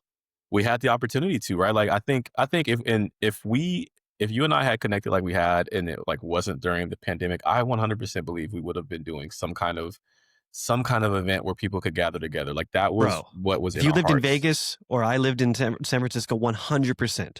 Yeah. And you and I both come from that, like what we've both been part of these other things where were putting like creating community. And so photos was a result of that conviction that we had synthesized through the environment we had, which was we were all at a distance and we were all on lockdown at the time. Yep. But yeah, man, cameras and coffee, which we do the first Saturday of every month here in the Bay, So was cool. definitely inspired from that photos community, that feeling. And man, we've been able to do some incredible things. November is coming up, so we're getting ready to do our annual canned food drive. Let's go. We do one every year. December we do a toy drive and a food drive because there's no point to get all these people together and not figure out collectively how can we improve the lives of other people. There's no Yeah. How do point. we add value? Yeah, it's a waste to get together and, just look at our cameras and, like that Yeah. part is great. Like, I'm a camera nerd. I love that part. But how, also like how can we serve people? How can we all come together? If we all bring a little bit, like, we Right. could do something, we can leave out of here with something really big to give to other people. No, And it's like I those love, environmentalists that like fly halfway across the world to have a conversation and then get nothing done. yeah, and get nothing done. And it's just like, we've been able to get some really great things done. And I think it's important because we're building a culture of service and we're building a culture of this understanding that we used to say this all the time too, right? Back in the day, it was like, if you want to see something and it's not here, build it. It's the same Yep. principle. Build your own table. We built your own table, man. Like, and we didn't see anything like that really happening in the way that we were envisioning. Like there was other photo communities here that are dope and a lot of them we collaborate with to this day. But there was like something about cameras and coffee that was like, it didn't exist where we were at, right? Like there was other groups doing very similar things. Like, so Right. not to I say mean, it like, was the oh, we same with invent. Web3, bro. Like photo. Yes. There was other photo communities. Don't get me wrong. Like Dave Krugman had one. Like there was other photo communities, but we saw something that no one else was offering. Yeah, Open spaces, allowing people to tell their stories. Like we wanted to do something that was just different than any other community. And every community had its place. Like, absolutely. just every community was important and had its place. It's not like we were special or we created the NFT market or anything like that. It was just, we all had our place. We all did that together. It wouldn't be like if we had just done this alone, we couldn't have done it. No. And it was offering people different experiences within the same environment. Like I never felt like we were competing with each other, right? Like there No. was always this sense of like, I mean, like Dave was family. Dave is who brought me into NFTs. Oh, really? Yeah, Dave Krugman is one like I That's was so already in cool. crypto. So I was already in like the DeFi communities and I was already in crypto and I knew Dave Krug. I met Dave through Instagram. Like we had a lot of the same homies and kind of we all came up in the same era of Instagram photography. Hmm. So that's how I knew, that's how I knew Dave. And then he was always like, I just started seeing him talk about NFTs and things like that, and this being like a vehicle for art. And he's the one who first introduced me to it, and No that's how I kidding. started showing up. Yeah, I think that's how I started showing up in Clubhouse was because of Dave, and then I just just took off for me. But yeah, man, like I would have eventually probably gotten there because there was just it just made sense. Right. I was into crypto and I was already into Yeah, you were photography. So eventually. That was inevitable. I was yeah, it was inevitable, but like I got there in the time I did because of Dave Krugman. And then, the all ships community, like it's just it's just powerful, man. And I mean, there was also this connection to Street Dreams, like there was like all these cats who were out in New York, man. Like they were Yeah. doing some really special things, and in Street Dreams, like that entire crew, man, they had also put together some really incredible community as an extension of the Street Dreams community, getting into Web3. I want to say they minted something, and that was the way I got into the Phantom wallet at the time. Was like Mm, I had to mint using that. So there was just so many things I learned from that period of time, mainly being, I have this desire for this thing to exist. mhm. It doesn't exist, so I can't go to it right now. So I'll create it. So what's the only other option is for me to create it. Yeah. And so I got with my friends who also saw the same thing, and we all made this really special thing. And Cameras and Coffee has been going for over 2 years now. Let's go. Yeah, man, it's been over 2 years. We need to bring Photo Friday back. Man, I mean, people need to know this is happening. Yeah, we need to bring Photo Friday We need to back. do Photo Friday back for sure. People need Yeah, to those were understand Photo fun. Friday is coming. It is on its way. Because we did Yeah. one just a few weeks ago and it was nice, man. It was good, man. It's just it's kind of it's not all the same people anymore. In fact, there's very few left. There's maybe 5% of the people Yeah, that we would host rooms with back then. It's just all new class. A lot of people left because they just, they couldn't make money. It was hard here, and it's toxic, man. Like yeah, if you're an artist and you sit on crypto Twitter, it's one of the most toxic places. And as artists, like we're sensitive as fuck. Like, we see yeah. one bad comment and it like ruins our entire week. So But that's yeah, what I I could see loved where about Photo, man. Like Photos Friday and just the Photos community was like, positive, if you man. super positive. Yep. And I think a lot of those people will come back if we offer something consistently. I think those people will come back just for that, even if it wasn't for the prospect of like making some bag off of their work. Yeah. It was just like just getting back to this family time. But it's also those things were also built as a space that we could come to as everything was still kind of shut down and people weren't fully back into the world. So Yeah. now it's like we have to contend with that, which may mean like an annual photos event, and that is sustained throughout the year with their like there's all types of things, but I think, mainly some of that fall off is people just kind of reintegrating back into their physical world, their physical life, but there's still so much room for what we can do. So Well, and yeah, I'm excited. I think people are trying to relive 2021, and it's just not going to happen. It's not gonna Like happen, man. No. that was a blip in time and it was magical as fuck, but that's just never going to happen again. So we have to kind of reinvent the wheel, re-strategize and figure out how can we do this differently? How can we use NFTs differently? How is the value different? Because we saw what happened in 21 and I just don't see a repeat of that ever happening again. So we have to Yeah, go back to the drawing board and say, this technology's here. It's 100% going to change things. How do we utilize it now? 100. And I think like there will be a there will be something as substantial as 2021. It'll just be different.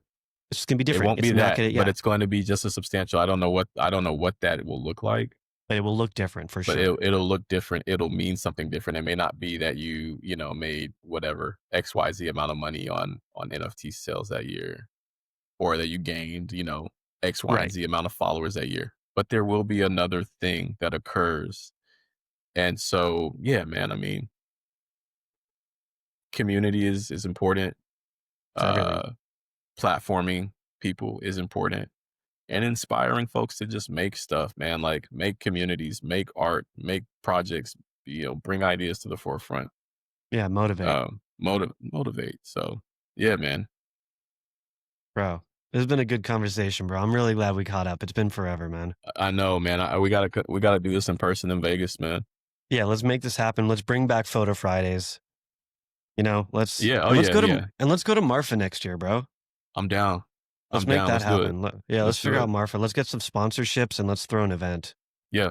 Yeah. I mean, man, look at the state of the world is tough. The state of this country is hard, man. Crazy place So right now. anything that we can create that can create, reinforce the idea of community, Yeah. reinforce the idea that we all have worth, that we're all valuable, that we are all the same. We got to have conversations and keep talking about shit. Yes, 100%, man. Can't Like stop talking. this idea, the America that we are living in right now cannot be uh Silent. it can't yeah, we cannot be silent. We are risking losing so much. Hmm? And I would say the one thing about the NFT and crypto communities, like of course they got their bad actors, their fair share of bad actors. But the Always. community is diverse, man, and people come from all different types of ethnicities, races, background, sex, Yep. gender, socioeconomics. They come from all different parts of the world, different ages. Like Yep. that was one of the really cool things about it. Is like we'd be in a space and you would have somebody from everywhere. Dude, some You'd dude in have Nigeria would come in and sell his art and just talk about it, and you'd be yeah, like, tell me more, bro. Like, tell me everything about photography in Nigeria. yeah, man. And like obviously we were not the things that exist in society are reflected within that community, within that space. But I always thought it was so dope, man, that so many of us could come from so many different walks of life and be all over the planet. And you got one person who's like 13 in there and somebody else who's 80. Yep.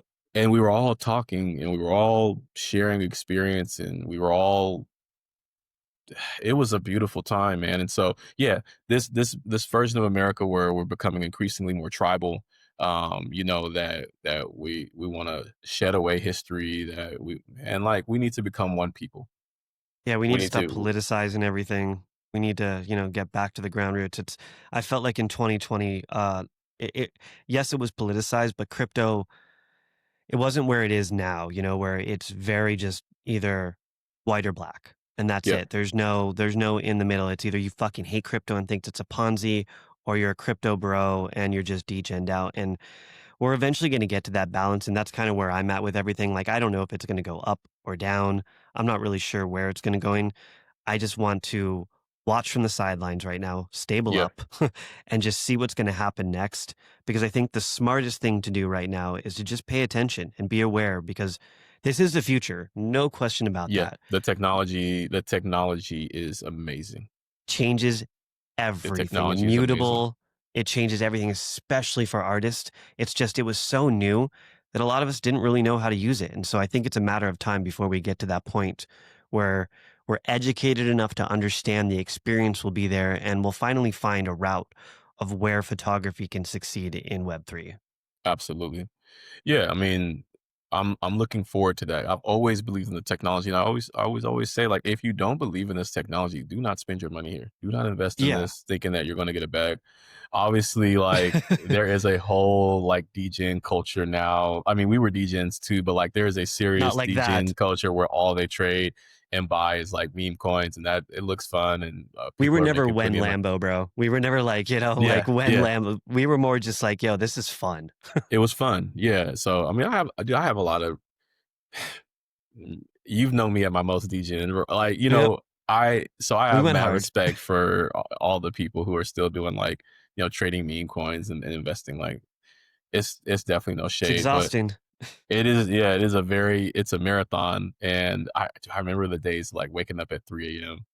to start checking checking and selling things and moving things Yep. around. But Still there. no, man, I think the technology is really a really beautiful, and there's a lot of utility in the technology. There's a lot of utility even in the idea behind the technology. Like, why Yep. should this exist? This is why I got into DeFi back, before I was even in NFTs. So I would say I am looking forward to that moment where the culmination of what will probably be almost a decade worth of things with crypto and with Web3 and blockchain, we finally recognize its true utility and it takes its rightful place, within society about how it, how can it help humans be better? Yeah, How how can it can it make our change the lives world? easier? Yeah. So, Fuck yeah, man. Well, dude, this has been an amazing conversation. Let's do this again. Let's plan on Photo Fridays. yes, Let's sir. talk Let's more, do it. man. Dude, I'm so stoked to just finally sit down with you and hear your story, man. It's a fucking wild. Yeah, Like man. Thank you for we've having me talked a on this, lot, bro. bro. Yeah, we've talked a lot, but I've never actually like. Again, I heard rumors that you were an undercover cop in Chicago. Heard all this shit, so I'm like, bro, I got to hear it from the source. Yeah, nah, man. Not Chicago, but something close, something close. Still pretty wild, bro. Man, I feel like I've been a lot of things, man. But I've also always been myself too. So it's this weird sort of experience to have. Um, but again, it goes to that thing my parents put in me where I was like, I could be anything I want. Yeah, it's a superpower, man. Yeah, brother. So, man, thank you for having me, man. Thank you for letting me speak on the book. I Yep. have it. Anyone who's Boom, right yeah, I was about to say here. anyone who's listening right now, where can they find the book? So the book, if you follow me on IG, I What's your have a IG link. tag? It's Ruff Draft, RuffDraft. SatantaBooks.com has them available online. And then there's also going to be some events here in the Bay, Los Angeles, and New York. So that'll announce where we'll be doing book signings. There's a solo exhibition that I can't say too much about yet, but will be something that I'll be announcing Let's go. soon. There, you can walk into the Leica store in San Francisco and purchase the book. Very soon, you'll be able to walk into any Leica store in the country and purchase the book, as well as a few overseas in Europe. So Yeah. yeah, there's a lot of ways to access the book. The easiest right now, if you're not in the Bay, is to go to Satanta Books and order straight from there. The book is Migration Patterns, and yeah, it's a limited run on those books. So I would say if you're thinking about grabbing it, grab it. Awesome, man. I'll tweet it out today or when I put out the podcast, like today or tomorrow, dude. And yeah, man. Thanks, man. This has been fun. John, thank you so much, brother. I miss you, man. It's been so good to just be here talking to you, see your face, man. And yeah, we need to get our photos Friday like back up and popping because that is such a special community we have there. I miss you too, bro. We're gonna make it happen. Sounds good, man. All right, brother. All right, brother. Later, man.